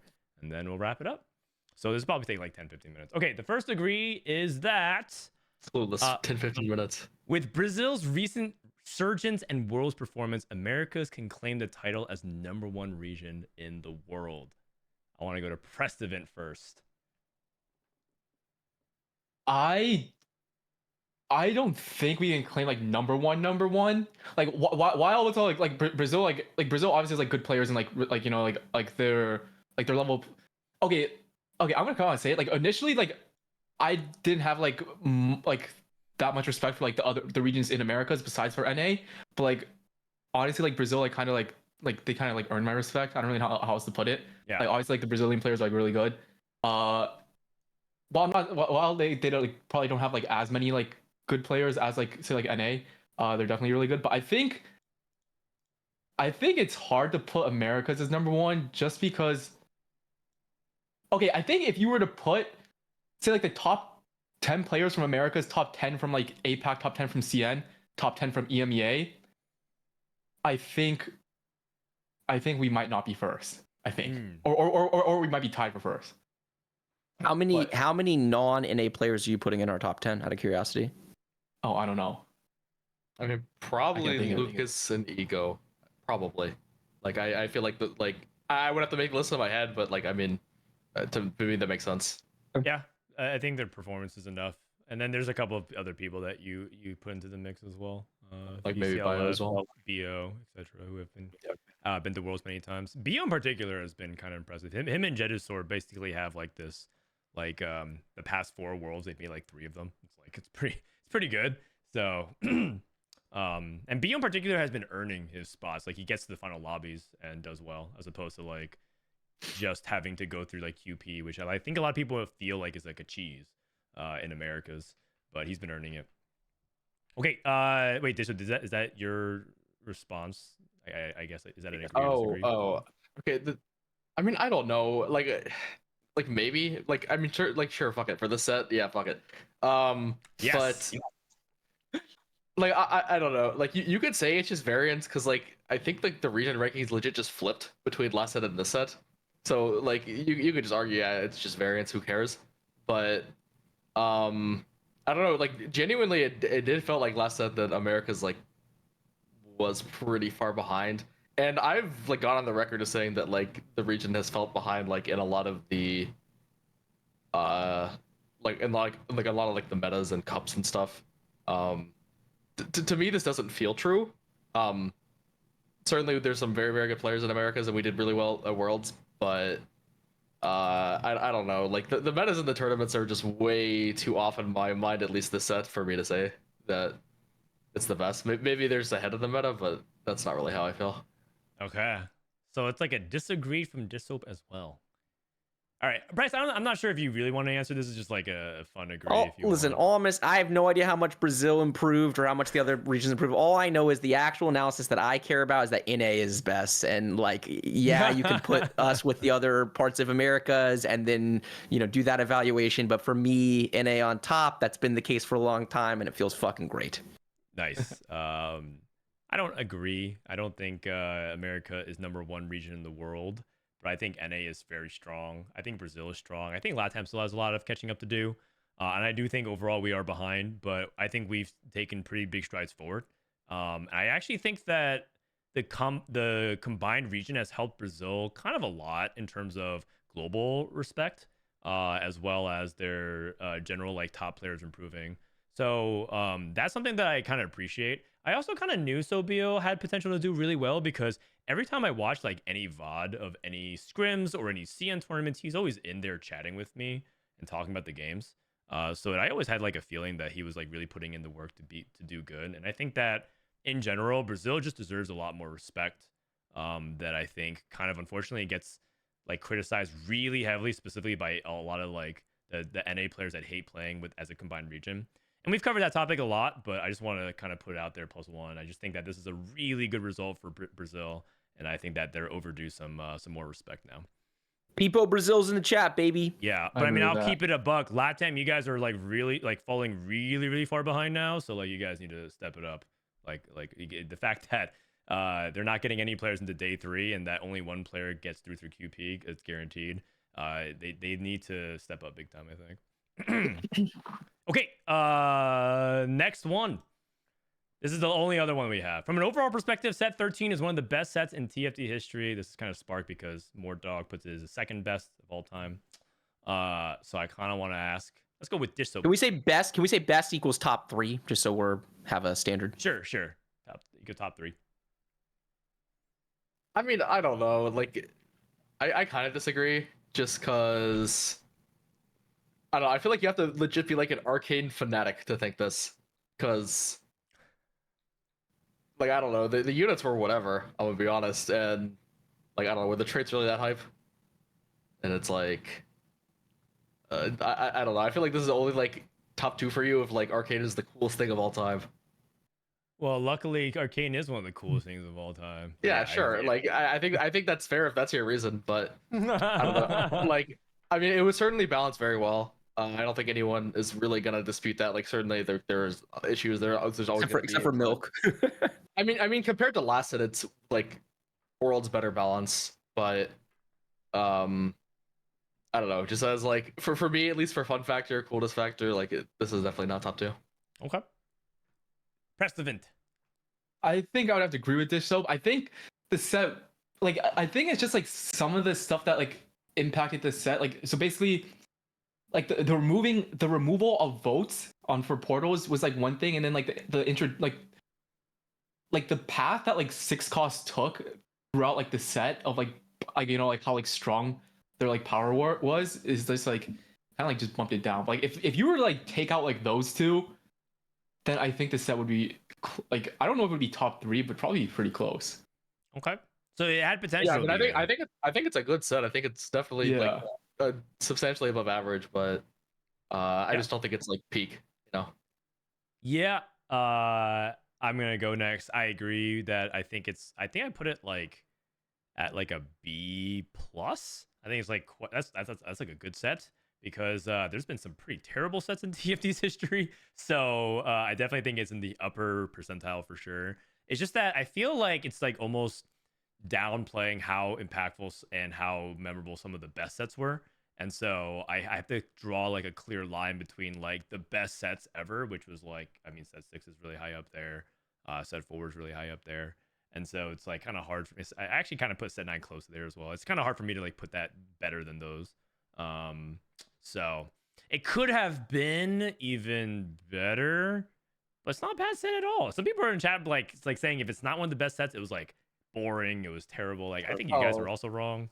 I mean, at the end of every set, like literally the consensus opinion, like 80% of the people just think it sucks. Yeah, like, exactly. Actually, every single set, this has always happened, even if the set did not suck. Like people in set 10 said set 10 sucked. People in set 6 said set 6 sucked. Those are the two okay, best but to be sets. fair, Yeah. end of set 6 was 6.5, which is different, I think. Like Sure, no, but at the end of set 10, everyone was just over headliners and hated It's that true, shit it's so true. much. Oh, I was one of the biggest bitches about that set. But I think it's one of my favorite sets. Classic. Okay, and in hindsight, what do you think about set 10? Do you still think set 10 was problematic, Prestivent? Oh, I think it was super problematic, but I think it was super cool and fun. Okay. Like the balancing, I'm like pretty the whole sure, like headliners thing was terrible. I think the set 10 theme was like the best ever that they've done. Yeah, I agree. Thematically, like- they knocked it out of the park. Yeah. By like multiple degrees. Amazing. All right, and I'm guessing Bryce, you don't have much of an No on this. opinion. What's your opinion, Dan? I said it was like a B plus. I disagree. I don't think it's one of the best, but I think it's a good set, and I think I am okay with playing good sets until the end of time. Not everything has to be some revolution. And actually, this is going to apply to set 14 because we haven't actually talked about set 14. PB is out, by the way, so after this, I'll probably go play some games. But I don't need every TFT set to be like reinventing the game with augments or doing something crazy like portals or legends. Like I think that if the set is fun and I don't, and as long as it's like visually like fun to engage with, that's all I really care about. Like I could do with a couple of just chill good sets, nothing crazy, and then they like ramp up to do something really crazy because apparently they got some stuff in the oven cooking. So I'm ready. Baking. I'm ready for the future as well. Yeah, I've been begging for that for so long. Yeah. I just want a good TFT. Which I think is funny like- that you're missing out on that, but Yeah. or I ironic. I can't really say because I legit have no info on this new set besides like just knowing the mechanics. But my stance has always been, if the units are fun and there's not like anything completely egregious going on, like I'm gonna have fun with the game. So I hope they can continue with that like level of standard. Yep, sounds good. All right, and to close it out, we don't actually have a full-on like top 15 rankings, but I figured that what we should do is honor the top performers of the set, and there were 5 players in particular that really stood out when I looked at all the stats. I actually helped ask Gangly to help reference this. Cool. So big shout out to Gangly for making that happen. So let me see if I can pull it up. All right, so at number 5, we have Dank Memes. Dank Memes. So his second full competitive set. He's kind of been the breakout star of North America in particular over the past half year or so. And his journey in TFT is actually being well documented. One thing I really appreciate about Dank Memes, this guy streams all the time, streams with cam on, and is not afraid to let it rip. Like he lets his opinion be known. He's kind of a trash talker, a little bit of a potty mouth, but Love that. it's fun to follow him for better or for worse. And his stats are really, really good. Amazing top 4 rate, really good AVP, and back-to-back sets worlds appearances. And we'll see. Like maybe in a few sets from now, it's kind of going to be like the same conversation we had about Wagen, which is like, yeah, once upon a time this guy was unknown, and then all of a sudden he just like was always there at the very top. So really proud of him. Dishsoap, Prestivent, anything you want to say about this guy? Dank Memes. I expect he's probably just going to be one of the top player standouts for next upcoming sets. Seems motivated, plays the game, plays it well. I expect him to get even better. Awesome. I'd probably say the same thing. He's definitely been like the player that like catches like more like like amongst like the top players. He's like definitely like the player that's like caught like the most attention amongst the top players in my opinion. And for like his like level or like his level of play, definitely good. And Bryce, I don't know if you saw Dank Meme's moment where he got really emotional when he like qualified back to Worlds. He thought he did, but he basically functionally did. But that emotion, the passion behind it is like what we love. So really Love that. fun player to follow. Everyone should have cam on. It should be required. It's so much better. Yep, bring going the back to- humanity of the yeah. game to life, Yeah. please. All right, number 4, we have Spencer. Now, this is actually a little bit contentious. Number 4 and number 3 are actually really, really close. But there's a couple of X factors. Part of it is that Spencer had an incredible start to the set. Like, he actually won the first Tactician's Cup, and he almost won the second, and back-to-back cup wins have never actually happened before. But there's a couple of small things, which is like part of it is that he didn't really take regionals very seriously. And then, you know, because of it, we don't really have much to go off of if he's not taking like what is functionally like one of the most important tournaments of the set. And so it's always hard to kind of like give him a little bit higher score because of it. And honestly, if you guys feel like he deserves third based off of who gets third, I can totally get it. But overall, like it's just another really good set from Spencer overall. And I think he's really proven himself already to be in the top echelons. I think one of the most important interesting things about Spencer is that like his friends all believe he's really good. I mean, Prestivent gassing the ball all the time. But I felt like the rest of the people didn't believe the hype about Spencer for quite some time. And now I think most people understand what exactly the hype is about. Preston, why don't you talk a little bit to me about Spencer? I mean, he's always like super, super good.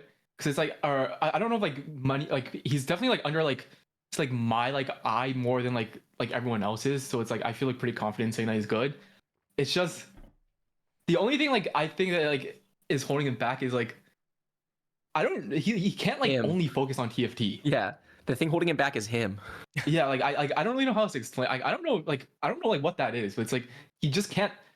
If he was like able to like to put in like only TFT, I feel like he would like for sure like be in like the Wajin like Dishsoap like that category.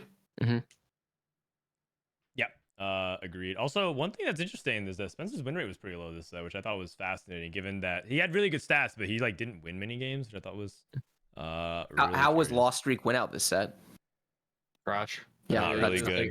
It was like That's your answer. That's how Spencer wins games. His loss streak went out. That's historically. that's always been how Spencer won games. I mean, that could be it. Maybe we'll see it. He plays kind of conservatively from ahead. He plays conservatively from ahead, and he plays very aggressively from behind. Interesting. Okay. At number But yeah, 3. I completely agree with Prestivent, by the way. I didn't watch Spencer play a game this set, but like he's always had this potential. It's always been there. It's just he never locks in for more than like a tournament or two, it seems like. Yeah. Yeah. Agreed. He, by his own admission, he burns out on TFT because I think he goes a little too hard towards like the period of qualification. Then he always says that he has trouble maintaining focus at the finish line because he just feels like gassed from like trying so hard the first couple cups. At number 3, we have Wajin Iverson, who won the Golden Spatula. Really impressive, consistent results. Like always making day 3, always like threatening to make final lobby. Like he missed like 19th and 10th, but still really good. He also, by the way, had a pretty underrated run at Macau. I think just like going far at Macau is also impressive. So based off of that, his unreal stats. I mean, it's just kind of typical at this point where Wajin just puts banana numbers, especially his win rate. Just kind of makes sense that Wajin Iverson, in my book, is third. Gangly argued with me for a long time. He's like, I think Spencer's third because of his TAC cups. But I'm like, I just got to put a higher weight on like the consistency of Wajin and then winning his second regionals, which has only been done once by Robin. It's just kind of like it just feels like the good players keep winning everything, man. Wajin won his second regionals, just wins his second worlds. And like all this is all happening in the course of like 2 years because Taito won set 9 and 12, Dishsoap won 11 and 13. It's just crazy how this is happening. It's almost like TFT is a skill-based game. It almost is like that. Bebe in fucking shambles. I love it. It was stupid when he said it. It's even stupider now. Anybody else want to say something about Wajin Iverson? Gas up this guy. I feel like he deserves like all the hype that he gets. This guy is so fucking good for like for having like a real life. That's true. He still works. Okay, like this is gonna sound bad, but I mean it like 100% positively. I disagree a lot with his like line selections, but because he's able to find the success he does, I think he's probably executing extremely well. Like all the time. So oh like, no! he's obviously really, really and good. now all of a sudden, Fnatic's performance makes sense. No,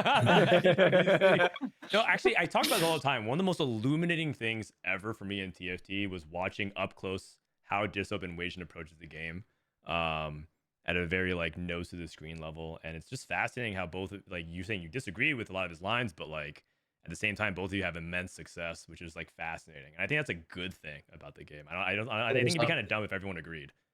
Yeah, I 100% agree. Yeah. I wonder how good he would be if every single game Dishsoap picked his line. I mean, that's not a good scenario, because the thing is like your line selection like takes into account like your playstyle as well. Yeah, of course. So yeah. Okay. At number 2, and this is not going to be a surprise at all, is that we have Prestivent. Prestivent number 2. Prestivent, your best set results wise. I miscolored some stuff, but it made it look kind of cool. Really consistent across the board. Prestivent, your win rate's really high too. You kind of been known as like a top 4 player, but you also improved across many sets. And also you kind of see like the slow progression, right? How you were kind of like towards the bottom of the rankings, and now you've just been slowly moving up, and you landed here. So I want Dishsoap to talk about Prestivent, and then Prestivent to talk about whoever's first. We don't know though. Well, I'll just say that like we legit didn't really talk that much about the game. Like we didn't really prep with each other, but we ended up basically on the same read for Worlds. Like we talked about this after the fact, and I don't know. I think that's pretty impressive, honestly. And I also like he's just really, really hard worker. Like he got that because like he was working really hard. He does more work than me. This guy is like begging me to like get on the scrims like all the time. Like and like I probably played like I don't know, like 60% of the time like the games he played. And I played a lot. I would not be surprised if he had like the most scrim games at all.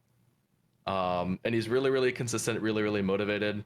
I think he's going to like take what happened to him with this whole win trade situation and use it as motivation, because I think he's that kind of person. I think he's going to do even better next set. Dang. Thanks. I agree. Agreed. Also, Preston has some of the most ladder games. A lot of people. He's always grinding.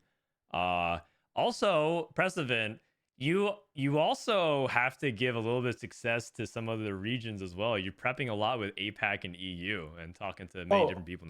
Yeah, for sure. Like, okay, even though TFT is like a solo game, it's like really not. I don't really know how to explain it or like how to word it, but it's like I definitely would not be able to like improve or grow like as much as I feel like I did like on my own. Like I don't know how Dishsoap does that. Like he does it like a lot like a solo. I feel like he's like an anomaly. I feel like for like most other cases, it's like you cannot improve like by yourself. So it's like I'm only like where I feel like I am like because of like everyone else. The value of crowdsourcing perspective in TFT, it's not even that you have to agree with everything. It's just that there's only so many reps you can get in your games. So if you're crowdsourcing games with a lot of other players that you respect and getting their perspective, then you get into spots where you can then make use of that information and learn on it yourself. And so it's just a force multiplier for your own improvement. I didn't watch Pigot play a single game of this set, but I'm not remotely surprised to see you here. I think it took like maybe a set longer than I thought it would, because I've had a front row seat to Prestivent's process for some time, and I trust. I think talent and work, put those two things together, you're gonna find success. And Prestivent has been talented at this game from the very beginning, but he started much later than a lot of us, so he didn't have some of the same foundation. And his foundation caught up so quickly because he has the acumen and his process is so good. So this is just like a snapshot on your journey, Pigot. And if you keep doing exactly what you are doing, you really don't have to change anything. Then you're just like you were talking about, that elite and where you think Spencer will be. I think you're closer to knocking on that door than he is, because I think that your raw skill at the game is probably comparable to him. Maybe I'd put him slightly higher. I'm honestly not sure, but your work ethic and your process is just so much better. So just keep doing what you're doing, man, and you will be there. You'll be back at Worlds. You'll be in a chance to win, no doubt in my mind. Yeah. Thanks. And that also means that all Vitality members made Worlds, and finally, like, because people like keep saying like, "Oh, Prestivent on Vitality," but like, I mean, you're the one who's had the most recent big accomplishment, you and Milk. So it's cool to see.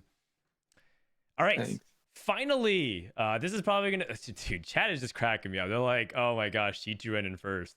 Oh, Lilo first. Soju in first. You Jelly in first." And they all had a claim to the throne. You guys are not wrong. those people put on some beast performances. But the number one Soju. had to have been none other than Dishsoap.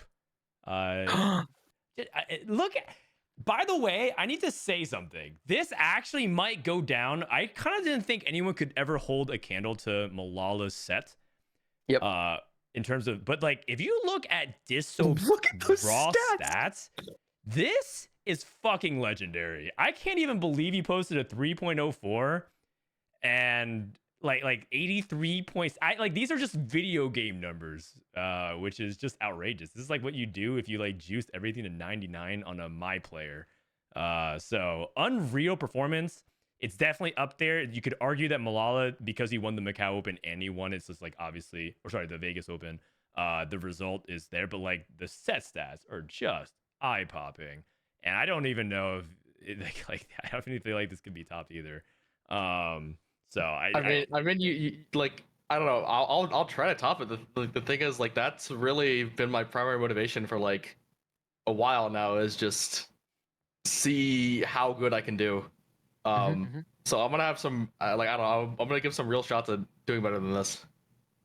That's right. And how do you keep your motivation so high? I feel like a lot of players, like, they might do the 8-lane jaywalk and they win, they go to content or whatever. Or some people just can't keep the pedal on the gas. What's keeping you going, Dishsoap?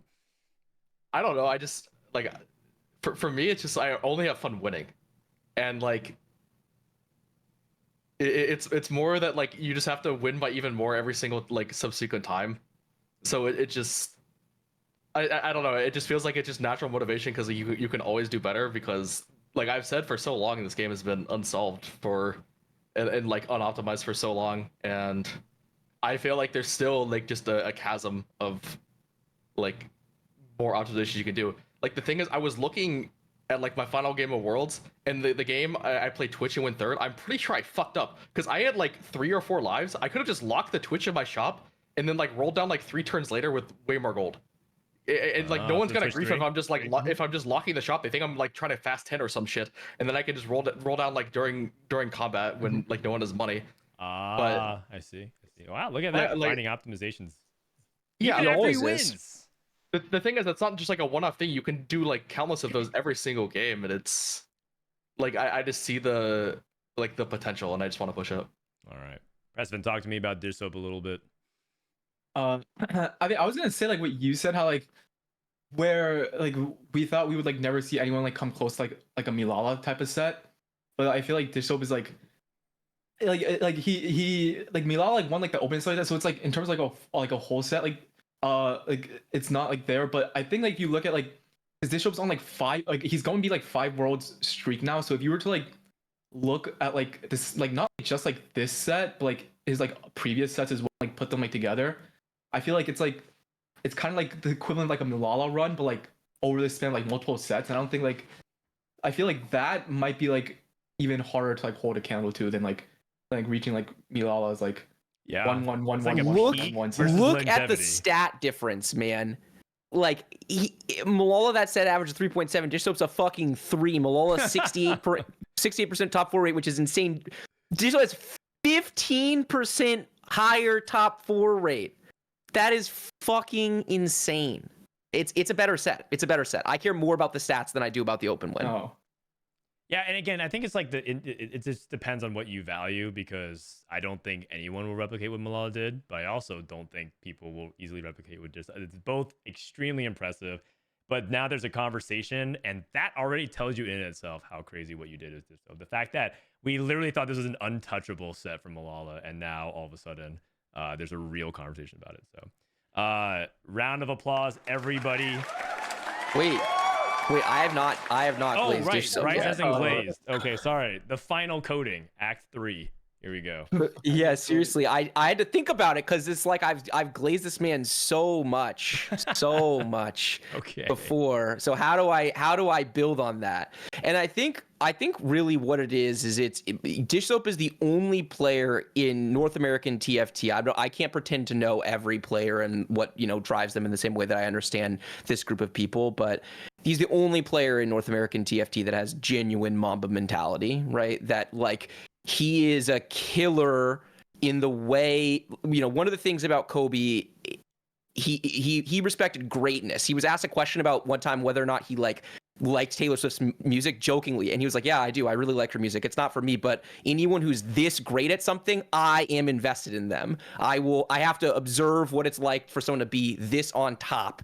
And I think Dishsoap is wired that way. I think that he possesses a raw skill that matches all of the best players on the server, but he has a hunger to wake up every day and to get better at this thing over and over and over again and to never stop. The question, he's not competing with anybody else. He's just competing with himself. And so he knows that no matter what, he looks at these numbers. Everyone else looks at these numbers and is like, holy fucking shit. He looks at these numbers and he's like, I think I can do better than that. Like, now I know what's going on in this guy's brain. He's thinking, wouldn't it be sexy to have a set average in the 2s? Sexy? Wouldn't that be really fucking cool, right? And it would be really fucking cool, right? And so there is something more happening with Dishsoap than is happening with a lot of these other players. And I don't know if there will be another thing that brings me back. This could very well be my last episode. We'll see. I had a fucking blast, so I hope we do this again at some point. But I'm just going to say that on August 21st, 2023, I tweeted that when it was clicking for Dishsoap, it is as close to perfect TFT as we are going to see. And he has gotten so much fucking better since then, you guys. It was true when I said it back then, and Robin turned it into a meme, and the PP was born, and I'm so happy for that, because what Dishsoap did is he took this meme and he was like, I'll wear that. Like, I that is my goal. I'm going to be that, and he's the closest that we've ever seen, but he knows there is still plenty more room on this journey of improvement. He's going to keep going. So the last time I was on a thing with Dishsoap was the end of the co-stream of Set 12 Regionals, when I said he will win another world championship. There's no doubt in my mind. He has now done that, and I will say it again. He will win another world championship. There is no fucking doubt in my mind. I think he'll probably win more than one more world championship. And I think that when the history of TFT is written, by the time he retires, I think he will have a better resume than anyone will ever have in the history of this game. And I think that as long as this game goes, Dishsoap will be the undisputed GOAT. I think he's already there, but I think that we're still kind of middle stages of this journey, and I will always be a fan. I will always be rooting for you in the background, man. It's just such a joy to watch you bring this to life. It's what I wish I could do, and so I really just enjoy watching you do it set over fucking set. So keep going. Make 12 worlds in a row. Win 5 fucking world championships. Leave no fucking doubt, man. Yeah, I mean, that's I'll try. But, like, I don't know. We'll see. I certainly will give my best effort for that. That's kind of the goal at this point. But amazing. Thanks for the professional glaze. My pleasure. Absolutely. Okay, GG's then. All right, man. Well, damn, I can't believe it. That was a crazy glaze. I can't really top that one. So congratulations, Dishsoap. And that's it. That's the end of our episode. It's a 2-hour special. We kind of went ham on this one. Big thank you to these guys for showing up. Bryce, thanks for kind of coordinating and being the one to push us. I was actually not going to do it.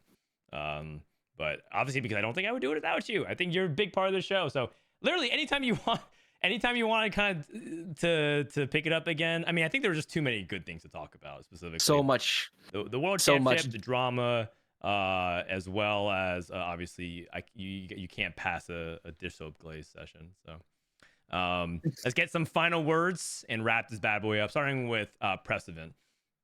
I mean, thank you for having me on and like doing this. Also, thank you for Bryce for like coming back. For like finding time out of your like your new life to come back, hang out with us for a bit. Yeah, I don't know. It's like, I don't know. I miss this. Watching this. It's good stuff, yeah, man. Thanks sure. for being part of it. Thanks, Soap, man. final words.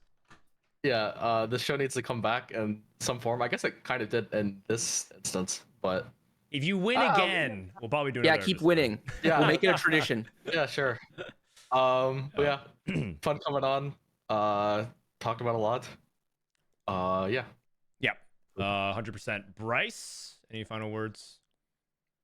It's been a real joy to come back. I don't know. I hope we'll do it again. I think there will be other moments. You get the right confluence of circumstances. This was helphelpful in that it was something that I could talk about, even though I'm not connected to the set and to the gameplay anymore. But I really this is as confident as I am and as happy as I am with my decision making. I just really enjoy this. I enjoy this game. I enjoy this community. I enjoy talking about TFT with all of you. It will always hold a really special place in my heart. So thank you for doing it, everybody, and hopefully it's not the end. Damn, good stuff, Bryce. Well said. For me, we're not really planning on bringing back this, but it's nice that we have the avenue. It's nice that some people show up and still just want to hang out and kind of reminisce. I mean, we have nothing else to do. PB is about to drop for ZF14, so it's good stuff. On a separate note, I kind of want to again own up and apologize one more time. I think I did not handle the replay Reimplosion thing perfectly. Let's just chalk it up to me being inexperienced and I'm a noob. But I think overall, I'm glad that we handled this conversation as best as we could have, because it's quite a hard topic. And also, I think, we're trying to be very honest and transparent, but always know that we're trying to do what's best for the scene. We really love TFT. We love everything we do here, and we want to be yapping about it for years to come. And so thank you so much for everyone tuning in. You guys are awesome. I'm going to be streaming some PB after this. I think Set 14 just dropped, and we'll try to upload this as soon as we can to the YouTube. We have to flash the Yenwei signal. That guy retired. I think he might have deleted all the passwords to the accounts. I'm gonna have to get him to upload another episode. We'll see. Anyways, check out our stuff, youtube.com/@DTIYDK, twitter.com/@DTIYDK show. Who knows, we might tweet another time once this year. It might as well. From Frodan, Bryce, Dishsoap, and Prestivent, thanks for watching. We'll see you guys sometime in the future for more TFT action. Peace.